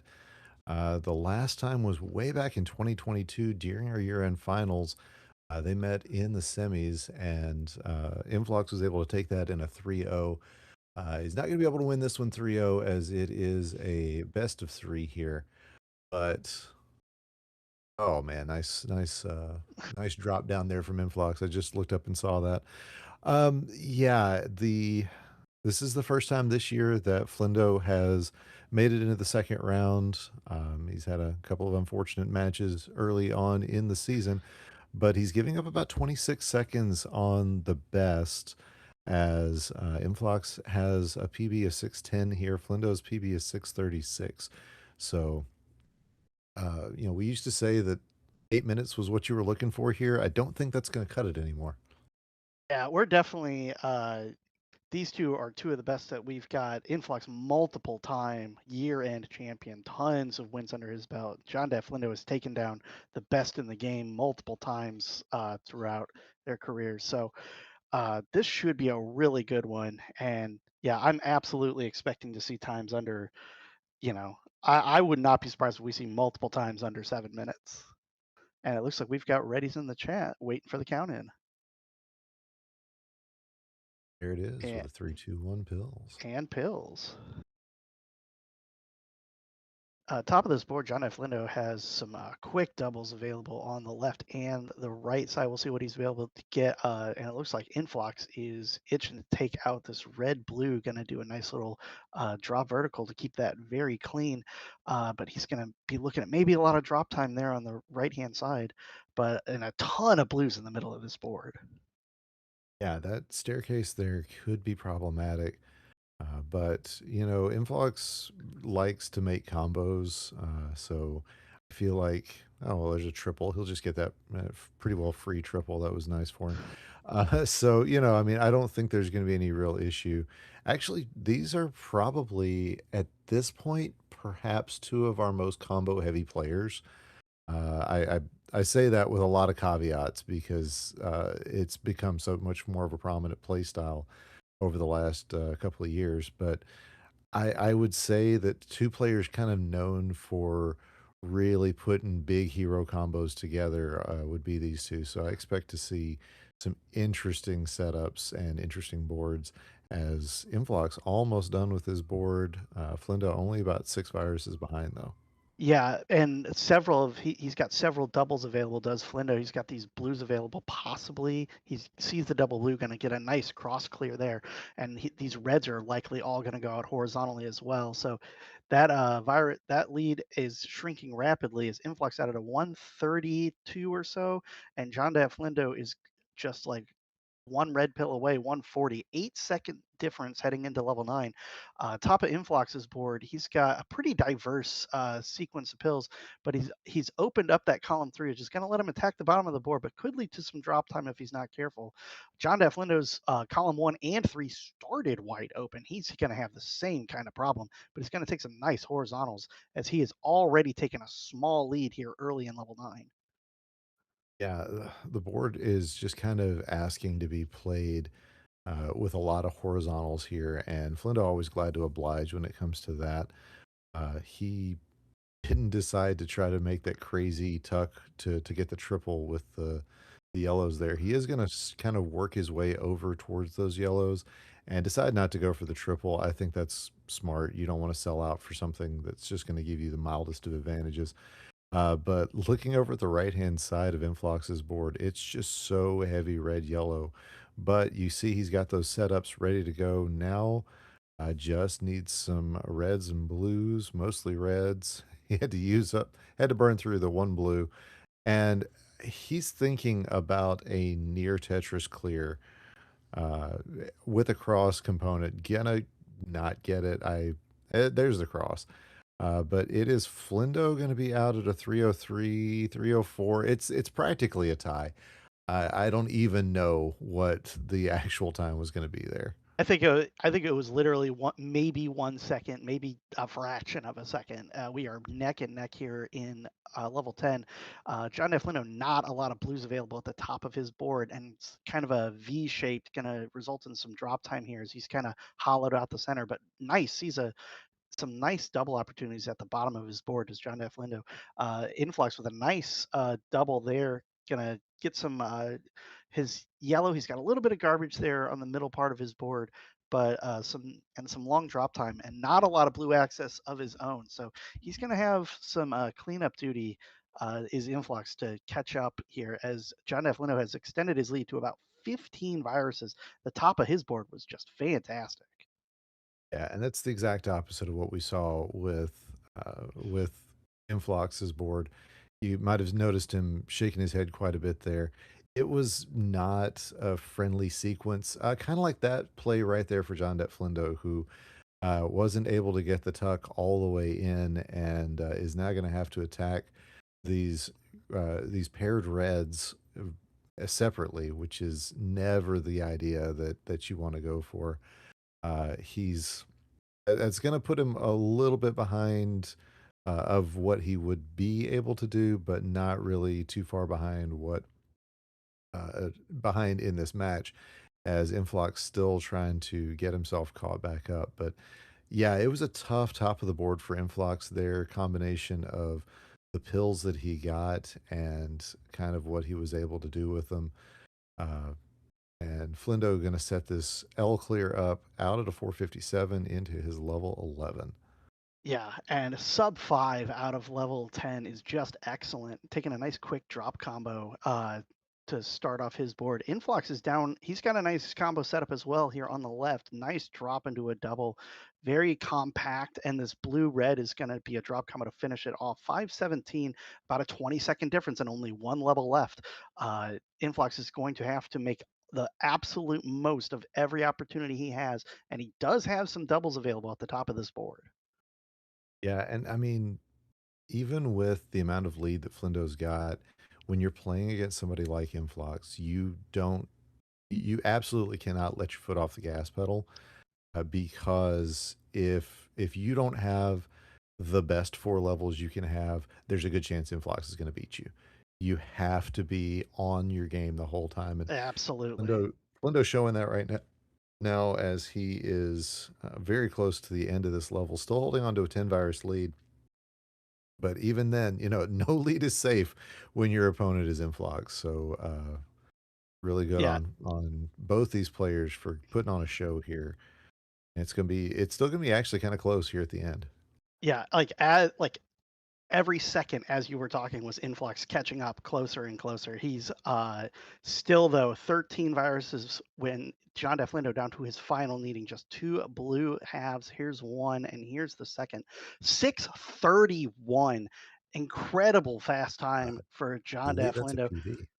That is That is a excellent PB. PB strats, never fail. Uh Goodness, I was happy with my 631s in practice for 6 to 9, and so Yeah, same. seeing it in 8 to 11, and Influx also going to be sub 7 with a 654. This con Every month this competition is getting tougher and tougher. These early rounds, you need excellent times if you want to win because your opponent is very likely to get one. The standard of play has just improved so much. That is number 36 on the all-time hot times. Very Uh, nice. actually ties me uh, with my PB as well. So uh, not a not an auspicious thing to be saying for anyone. I'm sorry, Flindo, but it is a fact. And we are off again.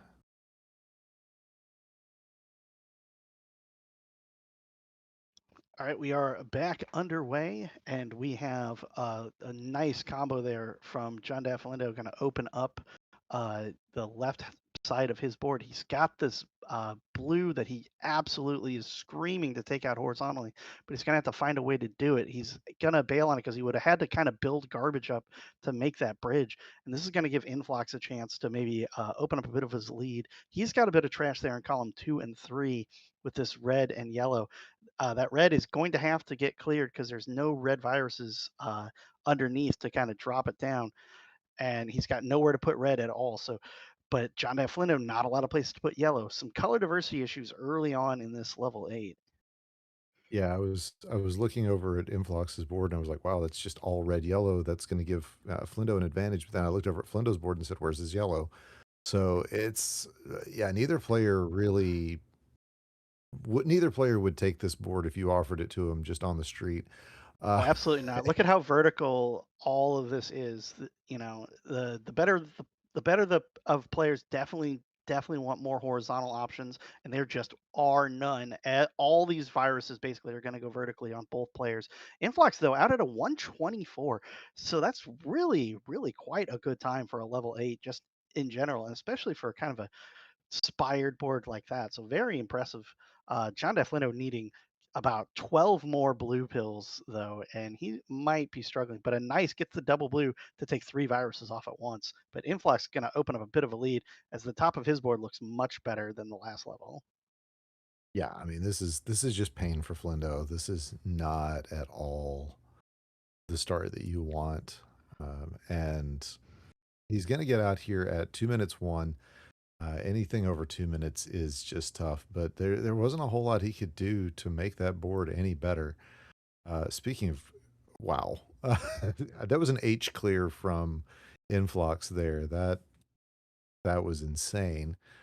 As Flindo is into this level though, and is going to be doing his best to just kind of make the best out of out of what he's got, and hopefully make that level 8 the worst of the entire block. Yeah, level 8 striking again in round 2 this time. So, it never it never goes away, even until maybe the next round we can be free of level 8. But regardless, Influx is just torching this board. A 251 out of level 9. That again, we're talking those are reasonable times for a 6 and 7, and we're getting out 8, 9. Very well done from Influx. John Deflindo is trying to make up ground. That his board looks great. He's got tons of doubles available, and he's going to be out of level 9 in a hurry. But so Influx is going to have to use this opportunity to build the lead as big as he can, because Flindo is not going to go away quietly. Yeah, unless things go really weirdly here, I think Flindo gets the win on just on this level 8 because of how well he has pulled this off.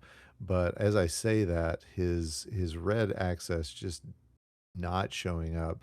He's Yeah, gonna need a pair of reds, and yeah, he sees the yellows and he's like, "Wait a second, I could use those." well, He's gonna he's need been setting a up this drop because the drop yeah, would line up horizontally, and he was setting that up. But regardless, he still needed the reds and wasn't going to get out until he got them. So it's about a 30 virus deficit for John D'Aflino here in game 2. Top of this board looks pretty good, but he's going to have this is quite a mountain to climb to catch up to Influx at this point. and Influx makes this drop.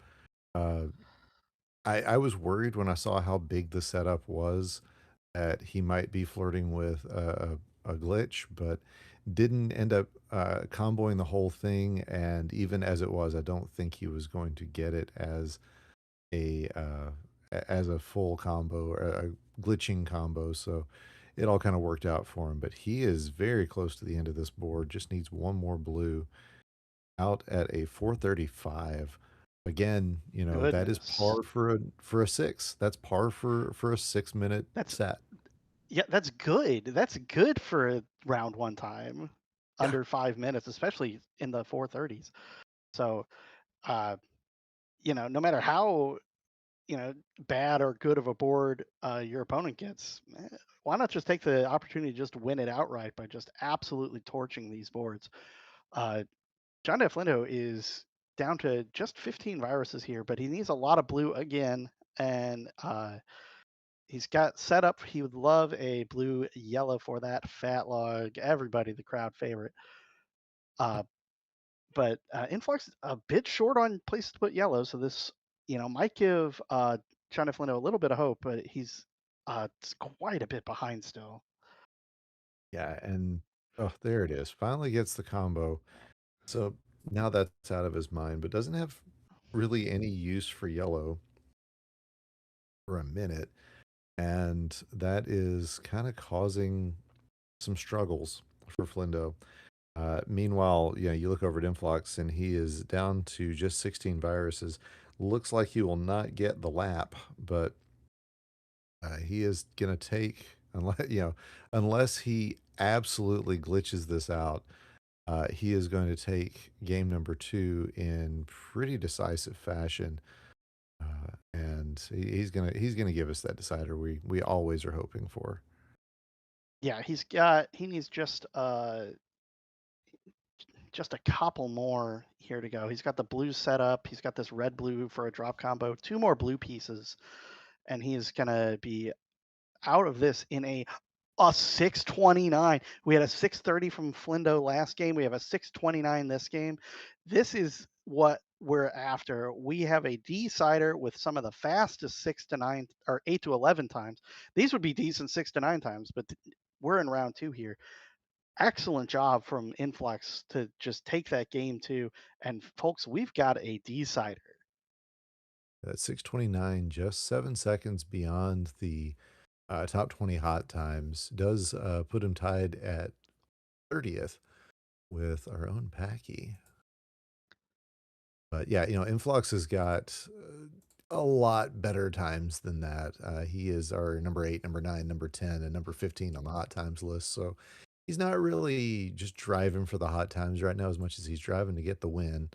And caw, we are ready for that win right now for either player. It's decider time. Always love to see a decider, and we have readies from both players in the chat and the countdown. 3, 2, 1. Pills decider round 2.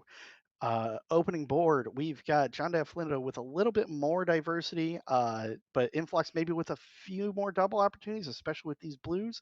But he's got kind of this weird gap in the middle section of his board where it doesn't quite, it's not a solid block all the way down. So it's going to be interesting to see how he negotiates that. He would love to get the horizontal there. He takes it there. John Flindo would love a few reds. Here's a nice double red for a nice sweet tea. Yeah, and if you check the right below where where Influx put that double red to get a red double, you can see he's sitting on a quad and decides not to take it. I think that's absolutely the wrong decision. You always take the quads. I'm teasing. It's the right decision is the one that makes the most sense in the moment. But I'm just because I'm required to say that, I absolutely will take every quad opportunity that I get. Oh, But but yeah, look at this it's drop. He's got this yellow set up to drop horizontally here. Very well thought out by Influx. But John Deflindo has like a 1 virus lead. It is going to be neck and neck, but he's got this column 5 that's kind of rough. He's down to 2 viruses. Influx is down to 4. Uh, Man, both players absolutely storming through this level 8. Nice cross clear. 130 out for John Flindo. Influx just basically 1 virus behind 136. It's a 6-second game. I believe John Flindo intentionally takes a very quick top out there at level 9. He did not like what he saw. yeah, and again, if you're gonna do it, that's the time to do it. Just pretty much immediately, you see the writing on the wall, you don't like what you're looking at. That if you're going to make that decision, you have to make it pretty well immediately. So Yeah, he basically just don't try to make go it ahead. work. Yeah. I mean, he basically just gives up the lead and knows that he's got just enough time to be able to do that, and puts the two of them back on equal footing. And he says, "You know what? I think I can maintain my lead better with a different board." And so far, he's been proven correct. Yeah, he's got a very diverse board. He's got a little bit of drop time that he's looking at, but it's going to be completely clean. Cleans up all this garbage. He's going to clean up the garbage there on column 2. So he has now got a completely clean board. Influx's board a little bit messier, but he's got quite a few. Is he going to be like super greedy? It looks like he might be. He really wants this big cross in the middle of that column 7. We'll see if he if he completely sells out for it, if he maybe bails on it a bit early. But John Deflindo holding on to about a 5 iris lead as he's got some nice horizontal blues at the bottom of this board. Okay, decides to just kind of move it to the left there because he saw what was coming next. But Influx still building. Here comes the big cross. I'm not sure if maybe he thought that was going to do something else or if he has another layer in mind. Maybe it's this. He's got quite a bit of setup still. But John Deflindo out at 320 into his level 10. Influx still with 6 more to go. Yeah, this is a tough setup for Influx. He can, yeah, everything's now cleaned up. It doesn't look it, but he's just one blue away from finishing this off. And there's that blue. He's going to be out of 339, but Flindo again with a really good lead. Now this is the lead that he was hoping to have coming into the next level. We'll see if he can maintain it. Oh, wow. Got just the slightest bit greedy there, but saw the double red coming, so gets the extra combo there for does Flindo, and he knows the rules. He's setting up for the quad, gets the quad. I do approve. And yeah, you got to be greedy sometimes, and that's my limit. If it's a quad, I have to take it. Yeah. So yeah, John Deflindo saw he was in the middle of a red rush and kind of gambled on it lasting one more piece. Gets a nice big giant drop fat log timber. John Deflindo an all yellow big fat log. He's got quite a bit of blue left though, so we'll see how he navigates that as Influx is trying to storm back. It is now just a 6 virus deficit, and he's got big horizontal is going to clear out 5 more viruses, so it is now just a 1 virus lead from John Deflindo. As Influx is trying to do everything he can to come back in this crucial decider. He's got just we have a level to go still. So John Deflindo out of level 10 at 5 minutes, and then Influx is going to be out at 5:03. Just a 3-second difference, all to play for. The final level, the final game. Let's see what these boards look like. Yeah, I mean, that's all you can say is what are the boards going to look like? What are the players going to do with them? And so far, good looking board for Flindo. He's got 5 virus lead. Influx has ideas, and I mean, he's creating garbage, but if knowing him, the garbage is just a preface to a setup. He's I don't like the board for him. I really don't. But he sees things that I don't, so I'm gonna wait around and kind of see what's happening. As you see, Flindo jumping up and down because he gets yet another fat log. That is his signature play. He loves him a fat log. We'll sing about it if he's on commentary. And yeah, this is what he wants. And gets the drop cross clear there. He is living his best life right now, but is still only a 4 virus lead. As again, you can't count Influx out no matter what, and both players just pushing as hard as they can. Yeah, it looks like Influx may have misshifted that. I think he may have wanted that yellow over just 1 column to go over an empty garbage rate, but that's going to clean up very nicely. As we are down to the bottom of this board, John Deflindo is maybe going to have some yellow trouble. He only has 1 yellow virus left out of his last 12. Influx is down to 15, but much, much more diverse. So he's got a horizontal setup here with this yellow. He's going to hold off because he sees the doubled yellow in the next window. It is 8-12 as both players are near their very, very end game. Influx has some doubles available at the bottom. John Deflindo has some doubles available on the right. All to play for at the bottom of this board. Let's see who gets. We've got Influx needing just this blue to open up the bottom of the board. Then we got John Deflindo needing some on the right, but just 2 more red pills. Influx with he needs 1 more red pill. Here it is, 720, and he is going to in a squeaker just nip John Flindo at the line as he is about 3 viruses behind, and Influx celebrating because he knows he had a big comeback to pull off in that level 10 and managed to bring it to a tie game and just barely win the race as John Deflindo out at a 742. I think he's upset he had a couple misdrops maybe on the middle part of that board, which he cleaned up very nicely. But like you said, no lead is safe with Influx as he takes game 3 in a very close decider, and he will be advancing to semifinal Sunday. Yes, indeed. So we're going to be finding out who is next up. It's Adelito versus Packy coming up next here on the DRMC.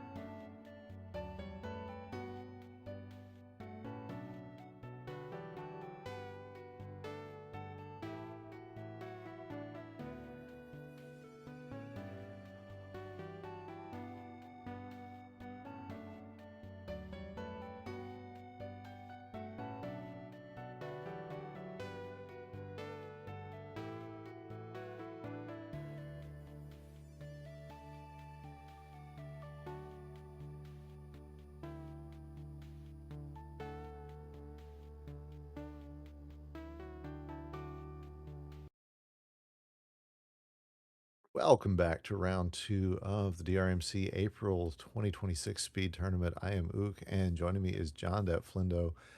Flindo, we have got Packy versus Adelito in a round 2 match, which has happened before. I had to look, but it hasn't happened in almost 3 years. Uh, this is a crazy match. These two are currently tied for most lifetime wins, and you know they're at the top of the board with 111 lifetime wins each. So the winner of this is the current leader in that. And it's been 8-3 Adelito all time, but they're tied up 2-2 in their last two matches. My gosh, that's just ridiculous. 111. I can't imagine. But yeah, this is not the earliest these two could meet. It's very unlikely that they ever met in round one. Right. So this is probably the earliest that they ever will meet.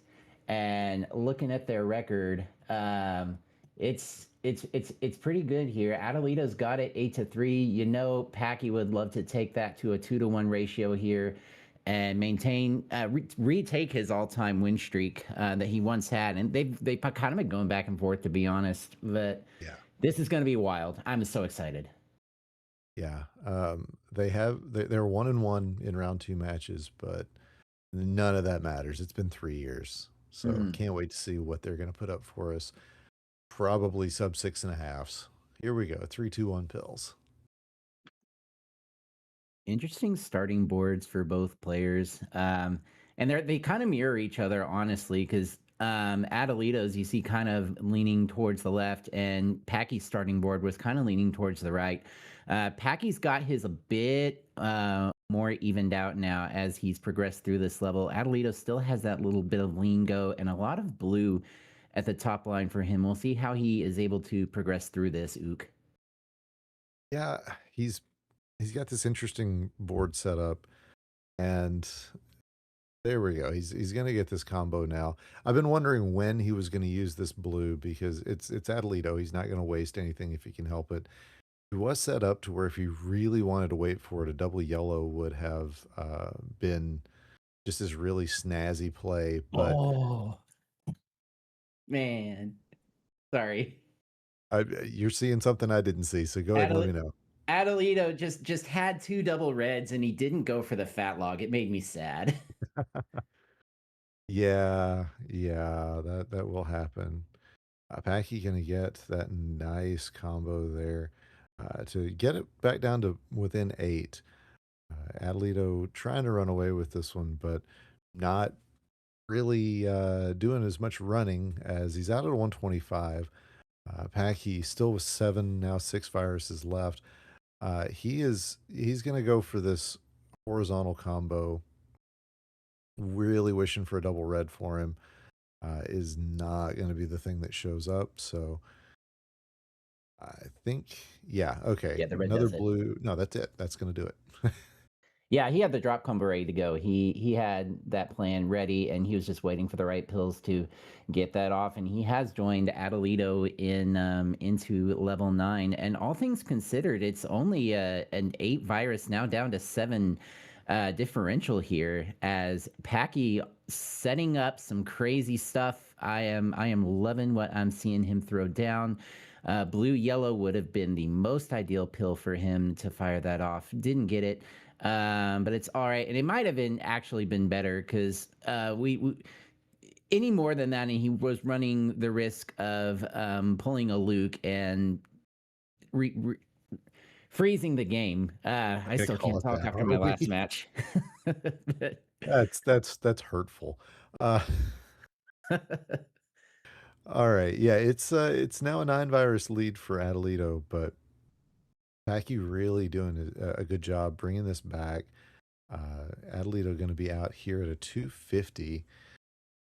Packy down to just 9 viruses left. So yeah, I mean it was 7 left when they left the last level. It's now 9, but at this point, like I said, I feel like he's done a lot to try to bring himself back in here. But is gonna need some reds here, and we all know Packy loves his reds so much.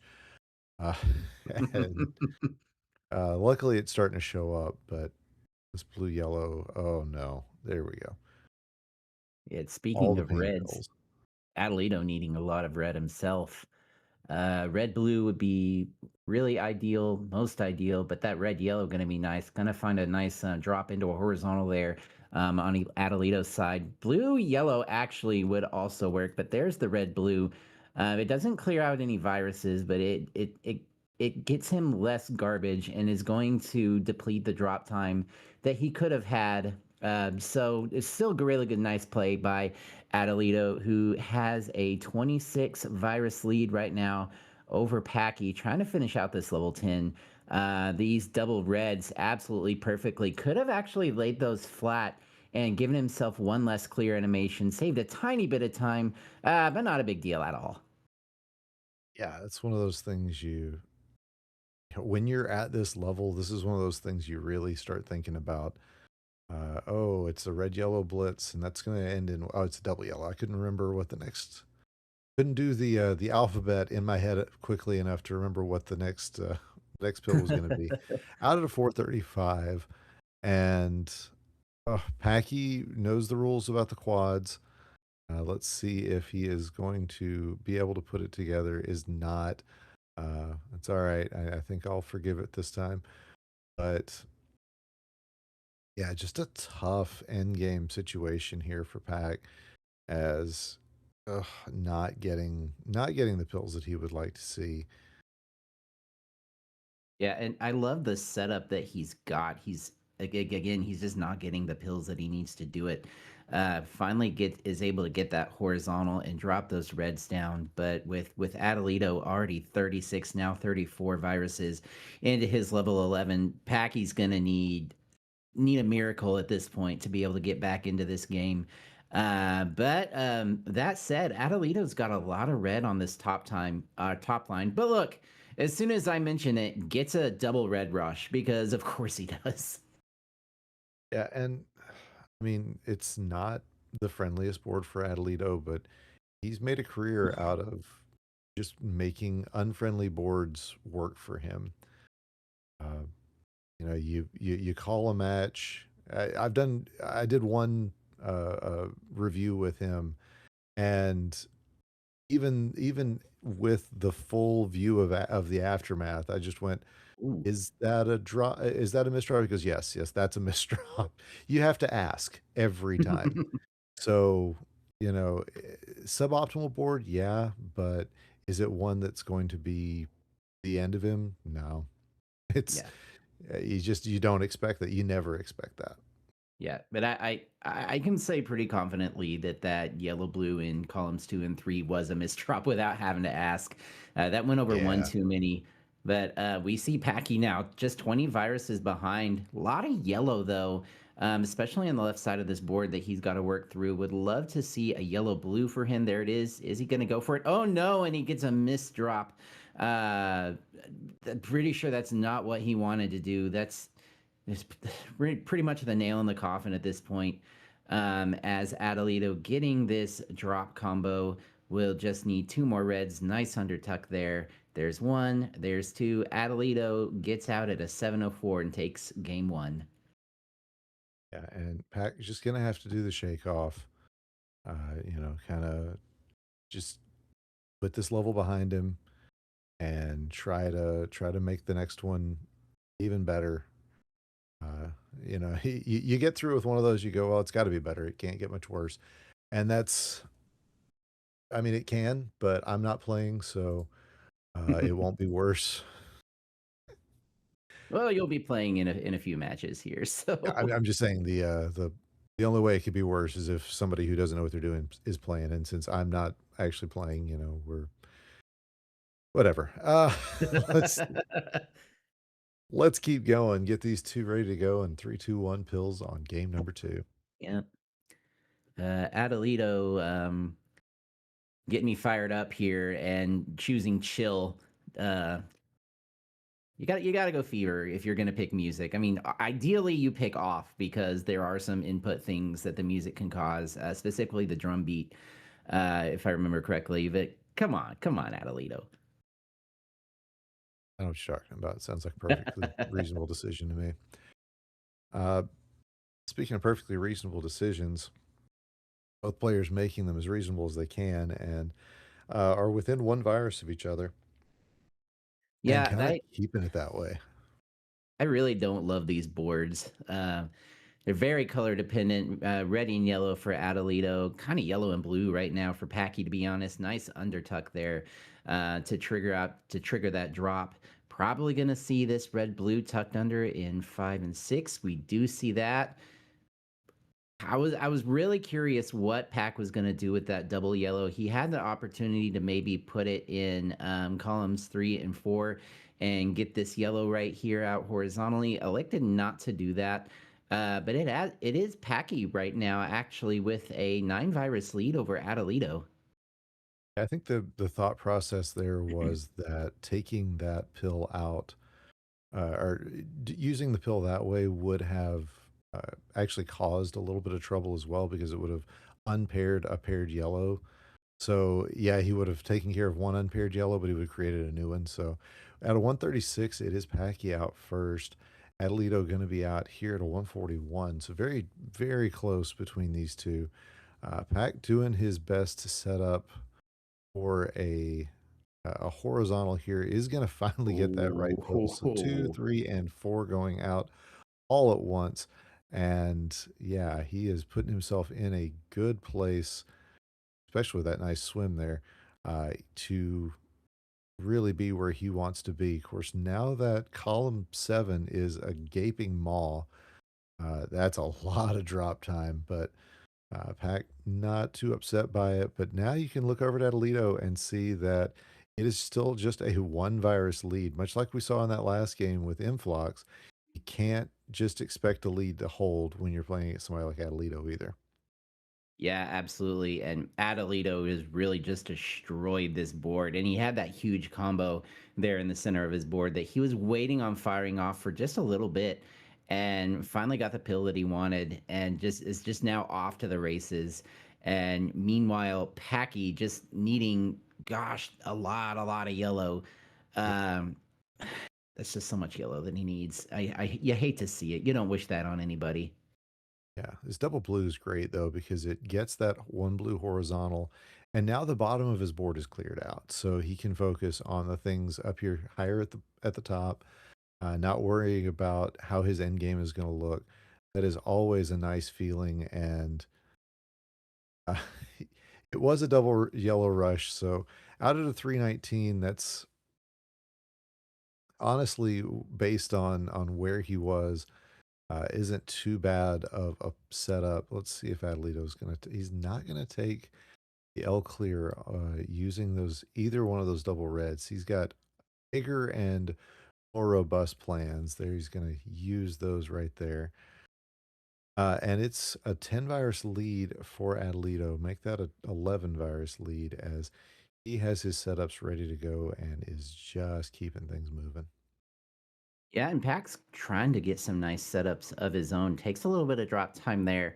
In that instance, I don't hate the drop time because it really has cleared out a lot of the center of the board for Pack, and that's really what he needed most to happen. So I think sacrificing a little bit of drop time there. I think it's a fair loss, fair gain in that situation. Oh, nice drop into a cross from Packy. That was wild.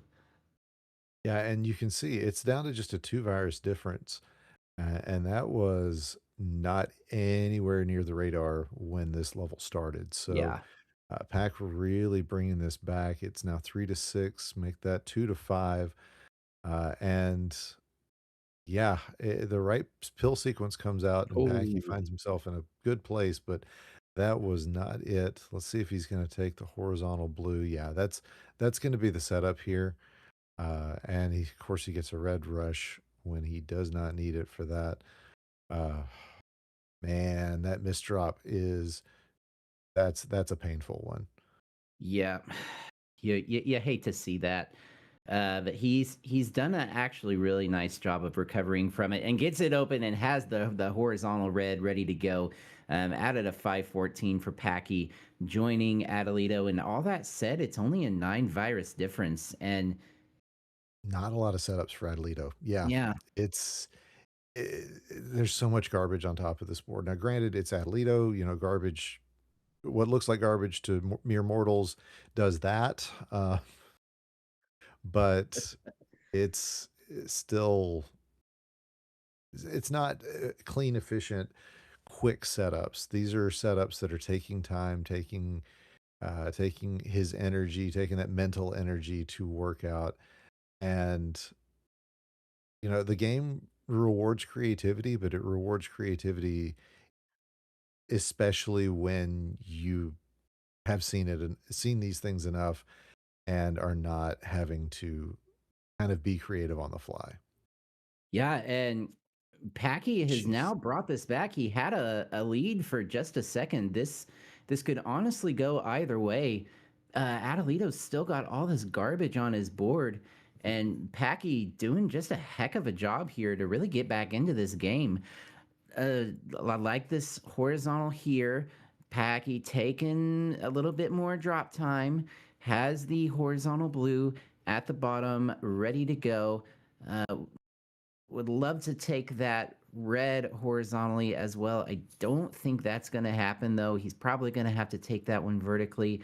Adelito now, his in game is looking pretty spicy here. Just got to get one more blue and we'll be able to drop this down. And you're going to see a lot of things clear off his board pretty darn quick. Look at that. Yeah, that's big, but you can see Pack is, the right pills show up, and this is suddenly a match. Oh, this is going to be a close one.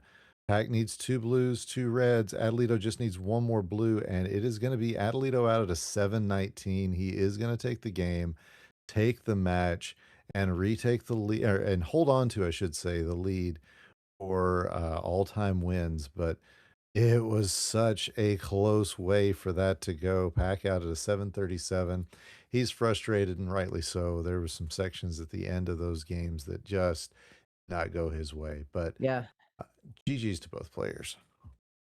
Yeah, I understand the frustration, but we've got two more matches coming up. Stay tuned. This is the DRMC.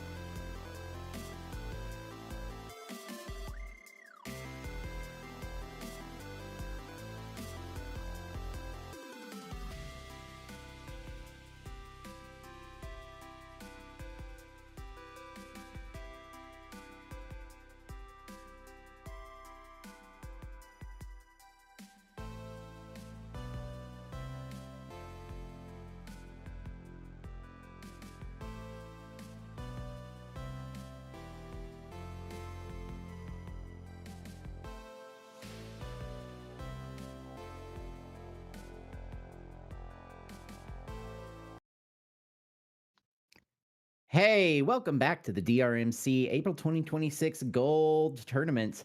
My name is John Dat Flindo. Joining me in just a moment is Ramsey Fox. And we've got an absolute banger here as Betty throws off a banger combo there. Betty B plays G's versus Archer Lewis. We have another Master and Padawan situation here. Both of these players have played. This is their fifth match, and they are tied at 2-2. Ramsey. Yeah, this is we've been talking about the prevalence of combo play so far today, and these are two of the comboiest that we have. Archer Lewis absolutely learning a lot from Betty B. Styles very similar, very horizontal heavy, very combo heavy.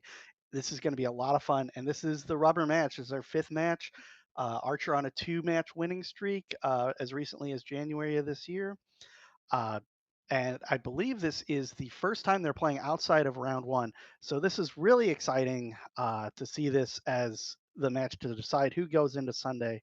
And I'm really looking forward to it. Yeah, absolutely. I know Archer's probably itching to get back. Has been to the semis already once this year. Betty, I don't believe has been to the semis this year, but reached the semis a couple times last year, if memory serves. Actually made the finals once last year. And we have our 3-2-1 pills.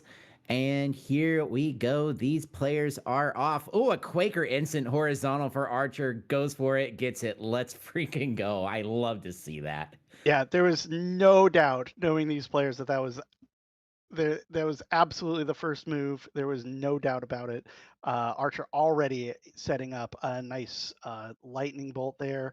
Very well done. But Betty B matching virus for virus. She's got a big opportunity here with this yellow in column 5 and would love to has set up these reds to go horizontally, but she's gonna have to build up a little infrastructure to get there. Archer with a nice tuck in to get a big clear there. These players going absolutely blow for blow early here in this level 8. Yeah, it's staying really close to each other, despite kind of the wildly different board states. But Betty gets a really monster combo there, bringing her down to 11, not 9 viruses. I didn't see that last clear coming. And she's got really right now just the slightest lead over Archer, who is needing a lot of red and a lot of yellow to get through this end game. Now, really just red because only having one blue and one yellow remaining on this board. Yeah, Archer with needing an absolute glut of red, and Betty needing to get this blue and a horizontal to drop this yellow to open up the bottom half of her board here. Oh, she elects to put that there. It is going to make a nice drop combo. She's going to clear all of Oh, it at once. Very well spotted. She almost misflipped it right at the end, but saved it just in the nick of time. Betty got it at 134. So Archer is down to just his final 3 right now. It's going to be about 20 or so seconds behind here as top of Betty's board has pretty good color diversity, not too floaty, pretty flat board. Betty looking to maybe stretch this lead out in a hurry as this board is going to fall quick. yeah, I'm really loving this board state for Betty as now Archer getting out at about a 202 or so. But yeah, this Betty just absolutely flying through this level, and kind of surprised actually that we saw the double blue go in column 1 rather than column 8. Just I get that that's taking away drop time, but at the same time, she had 2 pill halves stacked on top of that already. She could have saved that for the very end if she had wanted to, but no harm, no foul. She is cruising right along here. And this red yellow, really great now for Betty, dropping that down, but peek back over at Archer Lewis's board down to 21 viruses remaining.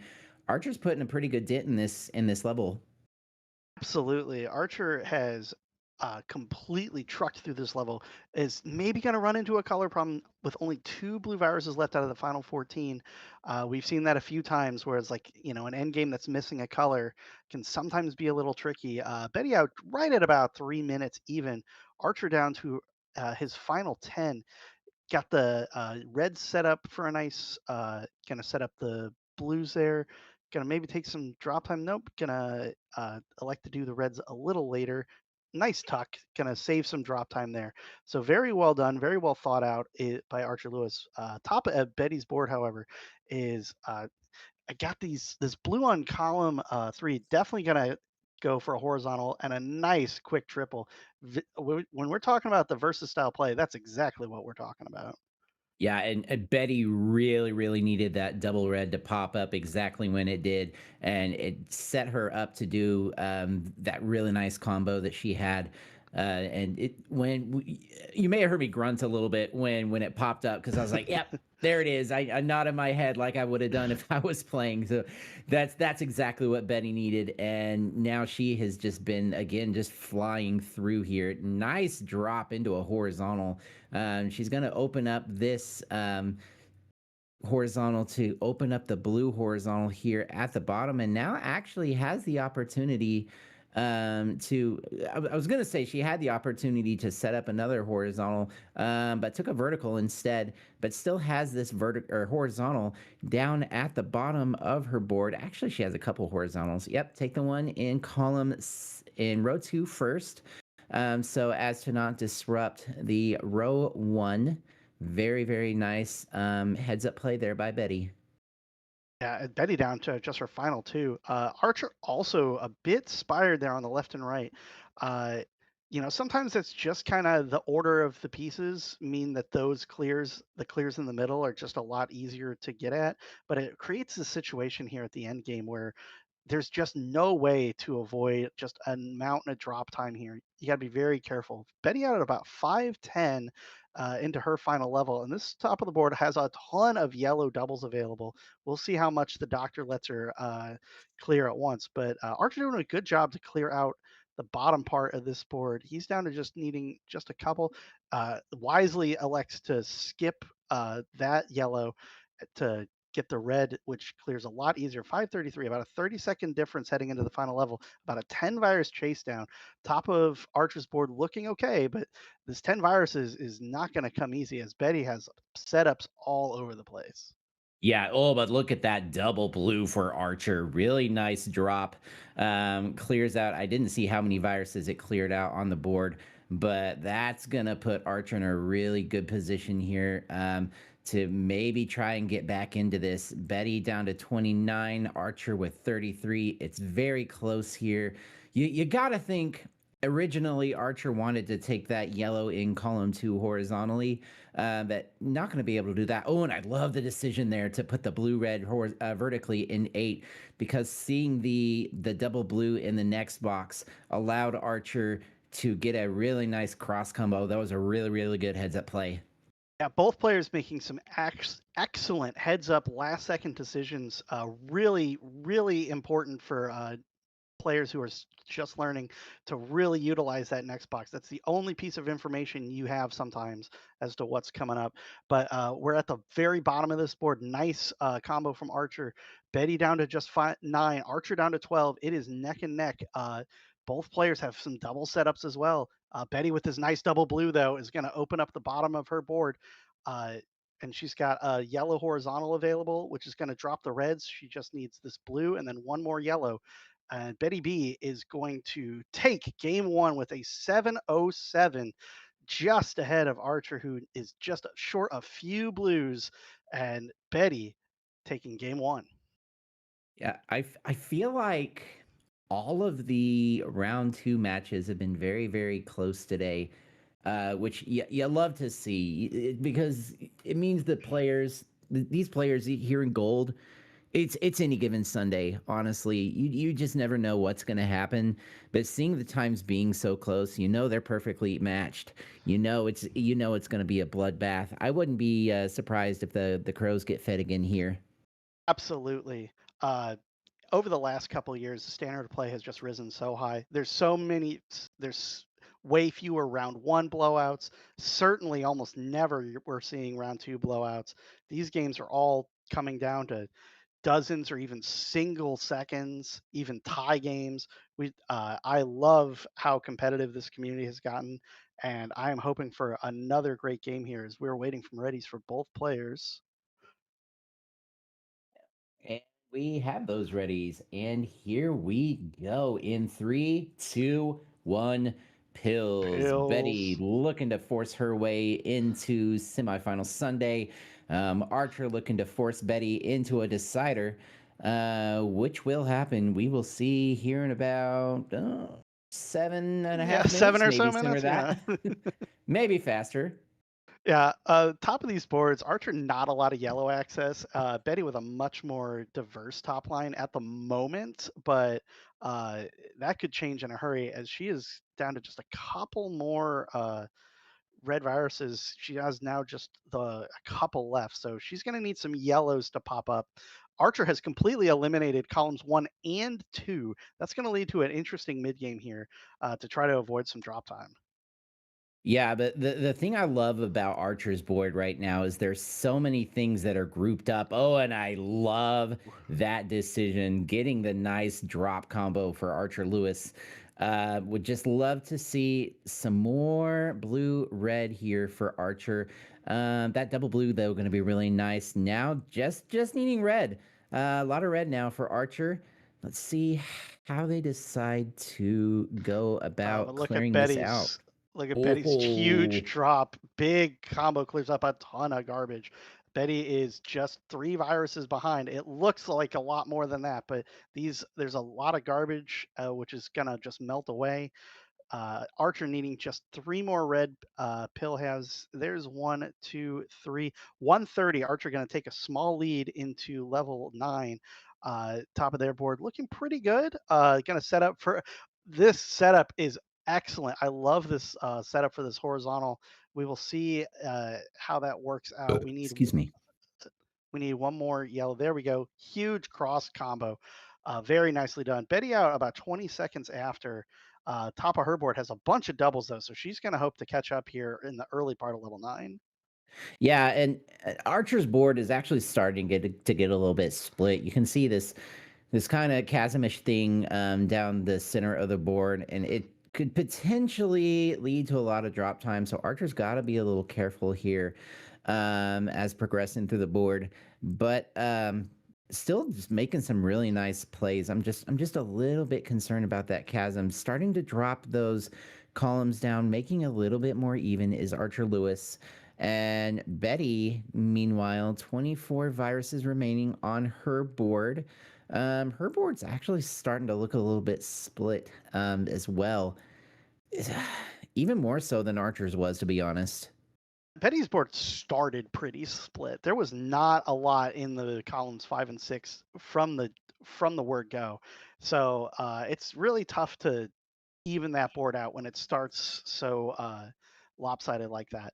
But Betty doing a pretty good job though of making some, making a little bit more flatness than there was before.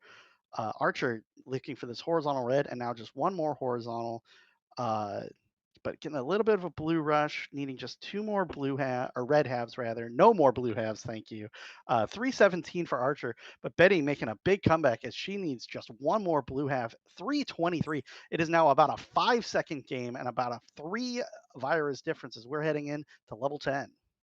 Yeah, an interesting board here for Betty.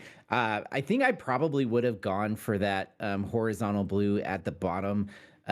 She's well, not at the bottom, but right there in the center of her board. She had a couple instances actually where she could have gone for it. Now goes for it.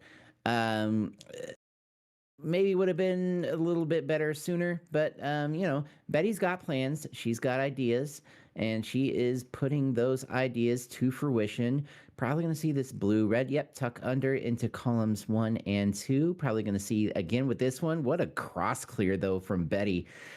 Peeking back over at Archer, 25 viruses remaining. Betty's actually got a little bit of a lead now, as Archer needing a lot of red and a lot of blue. Yeah, you mentioned Betty having plans. The one thing both these players definitely have is plans. They are always looking for the next plan. Nice double red for an upside down T.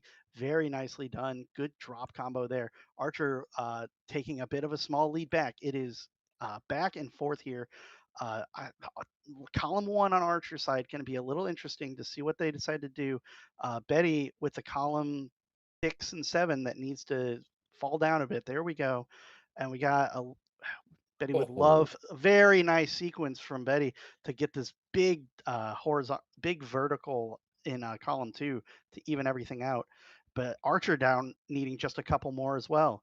This is very even heading there's into there's the blue level. yellow for Archer. 508 for Archer. 508 for Betty as well. We have a tie game going into our last level of this second game of a best of 3.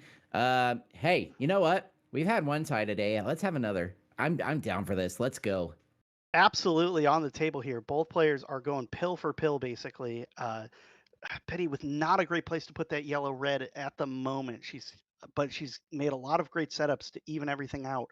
Uh, Archer has built a bit of a lead, but also built a bit of a chasm there in the middle part of his board. So we will see how that shapes out, because that could lead to a lot of drop time and could let Betty catch up. And she already has. She's down to 30, Archer down to 31. It is as even as it gets as we head to the mid game. Yeah, and Betty's board maybe a little bit concerning right now. Just she's got the plans, and I like the plans, but are the plans going to happen? To make the plans happen, she's got to get this red horizontally in columns 4 through 8, and she does get that. Doesn't have immediate access, but takes some drop time, drops a lot of stuff down because that's what Betty does. It is 14, now 12 to 12. Archer's got a huge horizontal here. And oh my goodness, Ramsey, this it's looking pretty good for Archer, if I'm honest.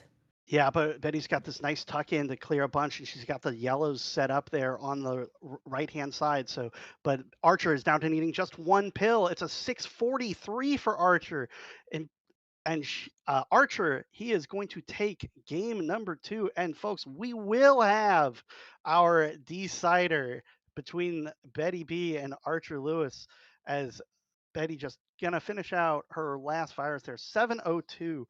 Very nice time from both players, but this one goes to Archer, and he is excited. Yeah, and Archer, that's Archer's first sub 7 in tournament play in 8 to 11. So very, very exciting. You don't see 702 lose very often, to Betty's credit, but holy cow, that was a great match. Yeah, Get your both caw-caws in chat. Yeah, game 1 was also a tournament PB for Archer, but wasn't good enough to take game 1. So a big improvement to take game 2. And folks, we have a it's exactly what we hoped for. This is a even match in terms of match history. It's clearly an even match on the day. Uh, really looking forward to this third game, and we're just waiting for readies and then waiting for the countdown. Yeah, it's very even Stevens here between these two. Shout outs to Christy Carlson Romano as we have our 3, 2, 1 and pills. And here we go. Who is going to move on? Who is going to watch with the rest of us on our computer screens or phones or whatever they're looking at? We're going to find out here in a moment, because nobody's going home because we're all at home already. Well, we've got a bit of kind of an awkward board from both players. I'm not really a fan of the shape of either one of these, especially the color diversity. Really kind of lacking. Archer he doesn't have a lot of places for reds at the moment, other than the column 8 exactly. And Betty has just a little bit of just stuff all over. Like, I don't know how else to put it. It's just kind of nothing's quite in the right spot. So both players, though, very even in terms of virus count. It's 25 apiece. Now Archer with just a slight lead, but that could change by the second here as Betty's plans are starting to come into play. But she's got a little bit of garbage still that she's trying to dig through. This blue yellow, though, is going to clear a lot of it up. This red blue is going to clear most of the rest. So Betty's pretty free and clear. So is Archer. But man, Archer has built really kind of an awkward spire there in columns 1 and 2. Well, the thing about it, though, is it hadn't really had a choice because of the way the pills have been falling. Just hasn't been able to get very many blues. And so Archer just forced to kind of do what they can, honestly. And it's given Betty a chance to really get back into this. I've really hated both of these boards. And what it's really come down to is Betty's just had the slightly better RNG to deal with it. Yeah, we never like seeing games come down to the RNG. We really like to see the players shine, but yeah, sometimes it does. Ooh, Archer's going to have to find a way to fix that right side of the board because that is not what they were after. Going to like to drop him. Probably going to have to clear from underneath, and that's going to take some time. Betty out at about 2 minutes flat, which is not where both of these players were wanting to be at, but it's going to be a little bit of a lead as Archer is going to have a little bit of issue. And here comes the blue to oh. Okay, Oh, and that gets blue a red, nice tuck. absolutely Very perfect. well done. Perfectly timed for this double red. 220 for Archer. Yeah, those were boards that honestly just need to be erased from this game. Those were two of Uh, the boards of all time, for sure. they actually they absolutely were. They were two boards that exist. But we love our Gen Z slang here in TRMC. But what we don't love is Betty's board again. She's got some plans, but I just don't love the shape of it. It's very color dependent, and it's very sloped here, from the top right to the bottom left, and this I just hate this for her. I really do. Yeah, and I mean, Archer's got another big chasm in the middle of his board. Going to do a nice big drop combo, which is going to lead to a big horizontal. So that's nice. That was a nice way to use some colors that weren't otherwise very useful. Betty has flattened out her board for the most part, but still has quite a bit of garbage, as she just doesn't have anywhere to put a lot of stuff. Here comes a double red though, and she's nodding big cross clear, and that's going to clear up a bunch of garbage. And now she clears up the rest with a big uh, double there, and would love a red. Very nice. All right, Betty has cleaned up a lot of this board, but this bottom's looking kind of rough because she's got a little bit of garbage left to deal with. Yeah, I mean, she does have the opportunity to clear out the blue horizontally at the bottom, and I really think that's what Betty's got to do here. A red yellow would be great now for Betty. Um, I mean, but she is going to be able actually to maybe open this up again from the top. But meanwhile, look over at Archer, just needing to clear out this red in column one, and we'll be free and clear with this double red. Really, really great for Archer, needing one more blue. Betty needing one more blue, getting hers first. 421 for Betty, 422 for Archer. We go into our penultimate level, of this matchup here today. And really, really want to see a red blue for Betty. There it is. You're welcome, Betty. Yeah, this is easily the best looking board for both players so far. This game three, both players actually able to make plans and actually execute them without having to make too much garbage here. Archer's got a little bit of garbage, but that's going to melt away with a horizontal and sets the double blue for a great drop combo. Very well done as far as that goes. Maybe not what he had in mind there, but or maybe it is. Like I said, these players have plans, and I'm not exactly privy to them all the time. So they're free to let me know that they were planning it the whole way. Yeah. Yeah, and their plans are often with each other, so that's kind of fun. Uh, but yeah, Betty would love to get this red horizontally as Archer gets a yellow horizontally. I'm peeking back and forth between both boards, and it's just so much red, really, for both of them. Archer with a nice, sweet tea there. Shout outs to Wilford Brimley, and need a lot of blue though. I may have been tempted actually to place that yellow blue, the other way on purpose just to get a horizontal with the next pill. Would have left Archer with a little bit of a garbage situation, but at the same time it opens up the board. So I don't know, half one way, 50% the other. Yeah, Archer without a lot of places for yellow at all, basically for the rest of this level. The yellows are only on column one and on the bottom level with 17 viruses left. So it's going to be a bit of a rough going for him to keep the board clean because yellow pills are still going to come even if there's nowhere to put them. But meanwhile, Betty is down to her final 4 viruses. She's got She's got a nice horizontal red here on the left. She's got the yellow reds kind of ready to go. Uh, nice drop there. Oh, Oh, didn't Oh, see the not yellow, a but big that's deal okay though. because she's got a horizontal and that's going to drop it. So maybe a one-piece penalty for Betty as she's out at 6:45.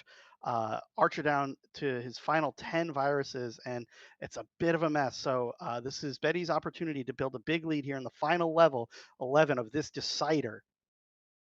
Yeah, again though, not a fantastic board for Betty. All red and blue here on the top. This I make this joke all the time. Where we're not playing Halo, we're playing Dr. Mario. You got to throw some yellow in there as well. But Betty trying to get back up to there, and a red blue again would be very very fantastic for Betty. Gets a yellow blue instead, and oh, okay. Okay. I dig it. I dig it, Yeah, Betty. yeah. Betty with a very, very smart sequence to what she was able to do was use those pills to completely open herself up to basically any pill combination to solve that instead of needing exactly one. So very heads up and smart play there from Betty. As she has about a 25 virus lead as Archer is just now getting into his level 11, but a ton of doubles in the middle of this board. See if Archer can get a hold of some of them. There's a big drop combo there. There's another big L as Archer is melting through this level 11, but let's see if he has enough time to make up the rest of the difference. Yeah, that's really just going to depend on can Betty get some reds here, because her top line is almost entirely red. Now opening up a blue, and gonna be able to drill this down. But back to needing mostly red now is Betty B plays G's, and as she is playing, she is saying, "G's, give me some reds, please."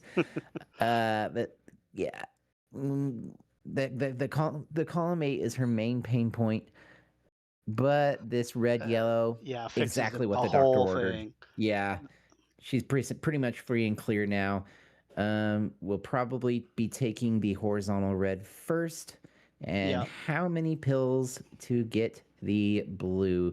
There it is, 858.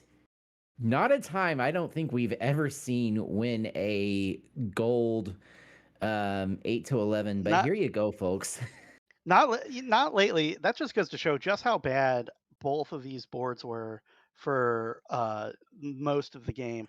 Those starting boards were really, really rough to go through, and kudos to both players for keeping it competitive the whole way. Archer with making a huge push on that level 11 to try to catch up.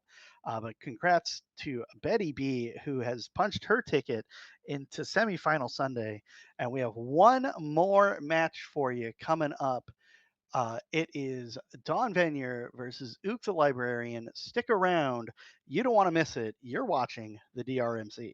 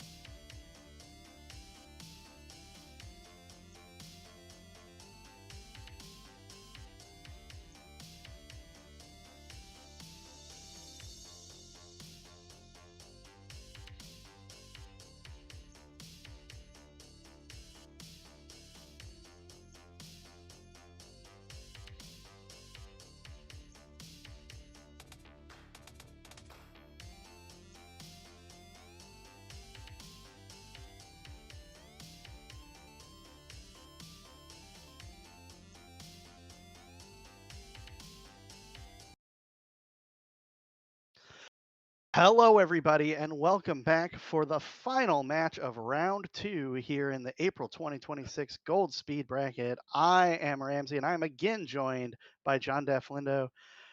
Flindo, we've got another match of two longtime competitors in the scene. We've got Don Venier, the 2 seed, Ook the Librarian, the 10 seed. Both these players have played each other several times. What can you tell us? What are you expecting to see here in this match? Well, first of all, these runners have faced each other 5 times. Dawn leads the series, 3 games to 2. The last time Ook won was June of 23 in round 1. And the most recent time they met looks like June or July, excuse me, of 25. And Dawn did win that one, but Ook I know is raring to bring this series to a tie up at 3-3, and we've seen Ook take down some really fierce competitors before. He's taken crowns, and I believe a match off of Frank. I believe he's taken crowns off of Adelito and Influx and the likes. So this could go either way, honestly, if Ook's on his game. Yeah, and that's the thing about the competition these days is both these players absolutely can win this match. I would, uh, all things being equal, I would definitely vote for Dawn. But anything can happen. We've got at least 2, if not 3 games to find out who is going to take it. And right now, we've got our 3-2-1 pills, and we've got Dawn with kind of a weird yellow heavy board here at the top. And we got Ook with a much more color diverse looking board, although he's got a lot of reds kind of in the middle here. So we'll see how that works out for him. But Dawn already jumping out with a big L there and a nice double there. Dawn out to a pretty quick little 8 virus lead here as we're moving to the mid game already in level 8. Both players are smoking these boards. Yeah, and we do have about a 3 to 4 second timer differential here. So keep that in mind as we move forward. We do go by whose timer finishes first rather than who finishes first on the stream. So yeah, keep that in mind as we move forward. But Ook setting some really nice plays up, actually getting pretty much everything he needs to stay in this. Red blue not really as useful as he'd like it. He really would have liked to have been able to use that in columns 6 and 7. But Ook doing some signature tucks there as he likes to do. And really only 3 viruses behind Dawn, who gets out at a 119. And I love that decision by Ook. He's just going to need 1 more yellow. And where is it, game? Oh, come on. There we go. 131. So about a 12-second difference as we go into level 9. Yeah, 12 seconds, very, very you can absolutely make up a 12-second difference, no problem at all. And he is getting to work immediately, taking some viruses off the board. Nowhere exactly to put this yellow blue that he's getting at the moment.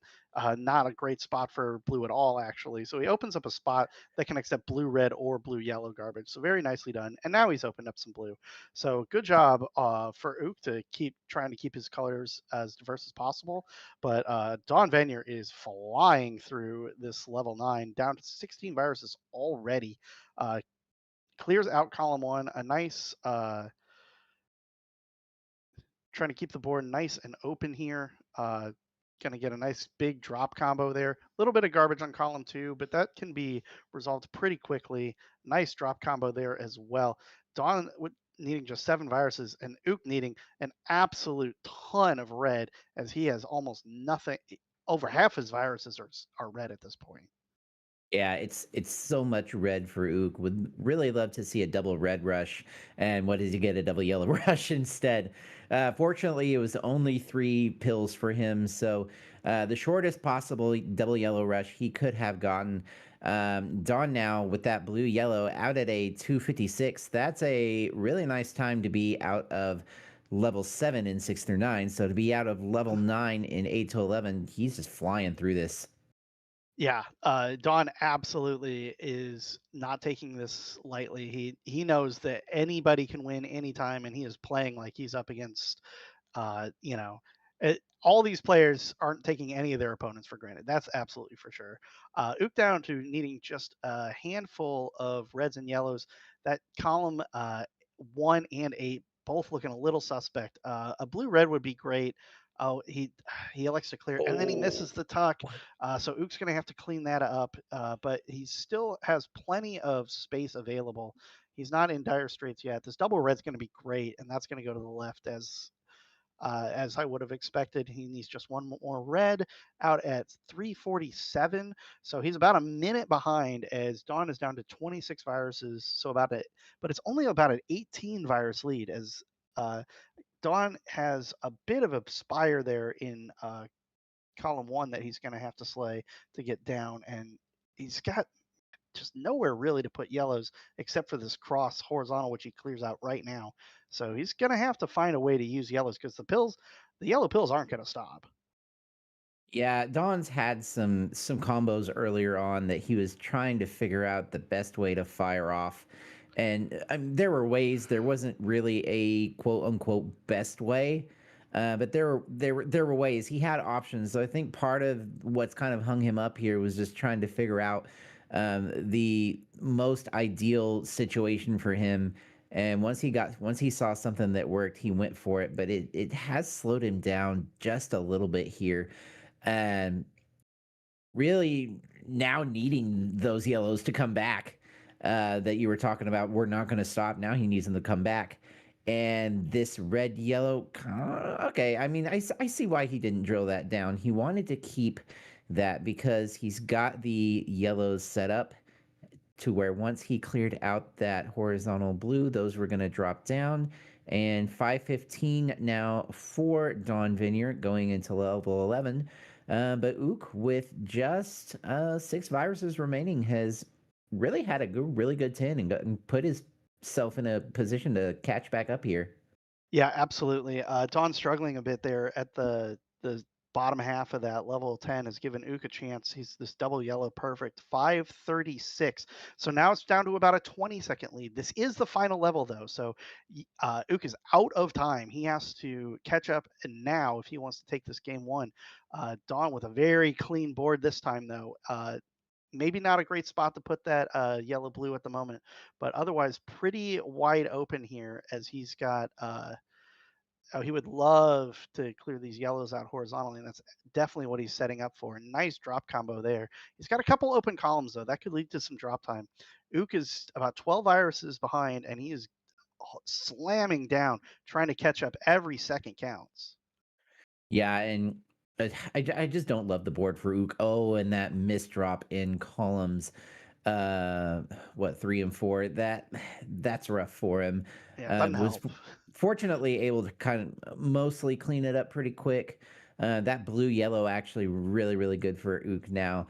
But that's not helping him at all to get caught back up. And Dawn, meanwhile, I like that play, gets the horizontal yellow, and would just really like some red help and some blue help. Gonna get a little bit of both here. Probably gonna see if this red goes vertically into column 2 to create a horizontal. And now Dawn's just getting everything that he needs.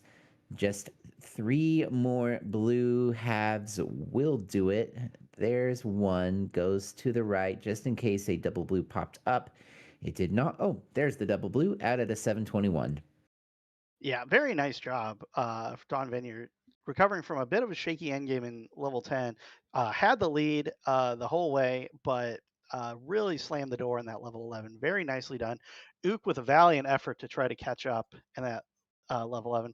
Couple misdrops didn't help, but I think Don had built up enough of a lead by then that that Mhm. wasn't the deciding factor. But that is game 1 to Dawn. So GG's to both players as we reset and get ready for game 2. Uh, Ook looking to take it to a decider. Don looking to punch his ticket to Sunday, and just waiting for readies from both players. Yeah. And we have our readies and our 3-2-1 pills. And I'm really sad we didn't get to see that level 12 from Dawn because it looked pretty I didn't spicy. see it. I believe you though. Anyway, here we have both Oh, we got a players. spicy start from Ook though, with Yeah. very nice early quick tee, as he is absolutely trying to force a decider, as he has opened up a small lead already, just like seconds into the level. Uh, Dawn, without a good place to put that yellow red, is forced to make a bit of garbage. So he's going to be in cleanup mode as Ook is in clear mode, as he's got a little bit of a lead. But this column 4 and 5 spire might be a bit of an issue. Let's see how he handles it. I mean, I'm not too concerned about it, to be honest, especially now that these blue reds are coming up for him. Um, but Dawn with the the 7 and 8, that's more what I'm concerned about on that side. But he's getting the pills that he needs to bring it down. And but now peeking back over at Ook's side, I am concerned about column 4 for him. Yeah, there's the smart decision to set that double yellow over in column 6 and 7 and create that sweet tea opportunity for Ook. A really nice heads up play. But peek back over at Dawn. Look how much red he needs, Ramsey. Yeah, 7 viruses left, all red, and you can tell just by the way he's slamming the pills down. It's been a minute since he's seen them. He can potentially do a T that's spaced up enough to do a T there on the left, but he's going to need it to come in the right order and clean up the garbage first. So he might not elect to do that. Ook the Librarian is out first at a 136 or so, and he has got a nice long horizontal there. Dawn's still trying to get his final 4 red halves. Here comes one. Here's a double red. Is he going to get another? No. Here's another though. About 159. So not the time Dawn was looking for. He's got about a 6-second chase down early on in this level 9. A nice cleanup job from Ook to clear out some garbage there. But Dawn is looking to make a statement and come back in a big way, because he's got some nice diversity, but not a lot of red. He's got some diversity if he can make his way to it. Yeah, and Ook really would like some diversity in his board himself. He's got red and blue complete top line. Really has no access to yellow whatsoever in the forms of viruses. He does have places to put yellows though, because he's got the garbage. But yeah, it's this is not a really good per se board for Ook. What would be good though would be a double blue. If he got a double blue, he could clear out either column 1 or open up some stuff in column 5, which he is doing now. I like that play, but it's given Dawn a chance to regain the lead here now tied actually. It's really hard to call this one because they keep going back and forth now. Yeah, Dawn with some very I'm going to call it discipline. There was some very tempting looking shapes that would have ruined everything if he had gone for them. So very well done to not go for some big fat log opportunities and that sort of thing, because that would have really messed up that column 2 and 3 that he had going. He's going to take a nice drop combo there and is just 1 yellow away from clearing out this level 9. He is going to be out first at 349. Ook Librarian with 3 now viruses left. He would love a yellow blue, which he sees in the next box and wisely decides to pivot away from what he was doing. And he's got had a potential to build a T, but decides not to go for it and instead clears it out one at a time. I believe it took the same number of pills either way. 407 for Ook the Librarian, as it's about an 8 virus lead for Dawn Venier, accounting for a couple seconds difference here in this level 10. I'm liking these boards. Lots of doubles available. Yeah, and Ook just had a really nice cross clear down the center of his board. That was really nice. This is a board that is potentially going to allow Ook to maybe regain a lead here as long as he's getting the right pills. We see Dawn setting up for some pretty crazy stuff. And with that red yellow, he's gonna be able to fire it off. But that was a lot of drop time that he just took doing that. and now needing a lot of yellow, but oh my gosh, that double yellow, absolutely perfect. Able to get a nice, huge sweet tea down the bottom of his board, and but a little bit color dependent now.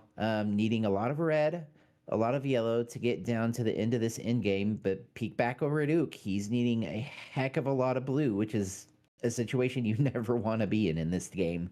Yeah, you always want to keep your colors diverse as possible, but if you notice the blue starting to creep up, that's really a danger sign because that portion of the pill sequence that's missing blue just seems so much longer than the others. I don't think that's actually true, but it sure seems like it sometimes. But he's got a nice tuck there. He's got a red yellow that he's going to tuck there on the right. So Ook making the most of this pill sequence here. Don Venier needing just one more red, going to take the drop time, but end the level at 546. He was needed just one red and just was not getting it. But he is firmly in the lead here as he's into the final level 11. Ook the Librarian still 6 away, and he's going to need a big time catch up if he wants to force a decider. Yeah, blue red right now would be absolutely stellar for Ook. And is he going to get it? Oh, he is going to get it. That's the third time today I've called for a blue red, and they showed up. These guys are going to be like, hey, let's get Flindo on comms some more. He's going to be giving us that kind of RNG. But now, yeah, Ook now joining Dawn into his final level. And this red yellow, perfect for Ook. Doesn't quite go the way that I expected him to, but still gets the horizontal clear. Yeah, and he's got a little bit of garbage, but it's very easily dealt with just like a single, like a one red blue or now a double red. Lots of options available for him to clear that garbage up. So I'm not even that worried about it. Meanwhile, Dawn though is flying through this level 11. He's got a ton of doubles left at the bottom of this board. A lot of them are yellows though, so he does need a little help from the doctor, but not a lot, as he just needs to keep these doubles open, and he will. He has more than enough time. He's built up a big lead. He's keeping the big lead with some nice play there. Got a nice horizontal setup. He elects not to put that on the left because he wanted to keep the blue available. He's just needing 2 more blue pill halves, and Don Venier is out at a 7:29. Ook the Librarian's timer has passed that, so Don Venier takes crown 2 and the match, and GG's to both players. GG's indeed. A very well fought battle by Ook, though, honestly. He stayed competitive that whole time. But hey, folks, that is going to be it for today. Be sure to come back tomorrow for our semifinals and our finals. It's going to be absolutely wild. We've got Influx and Adelito. We've got Betty B and Don Venier. And I'm so excited. Come back tomorrow at 5 p.m. Eastern, 2 p.m. Pacific for even more Dr. Mario speed.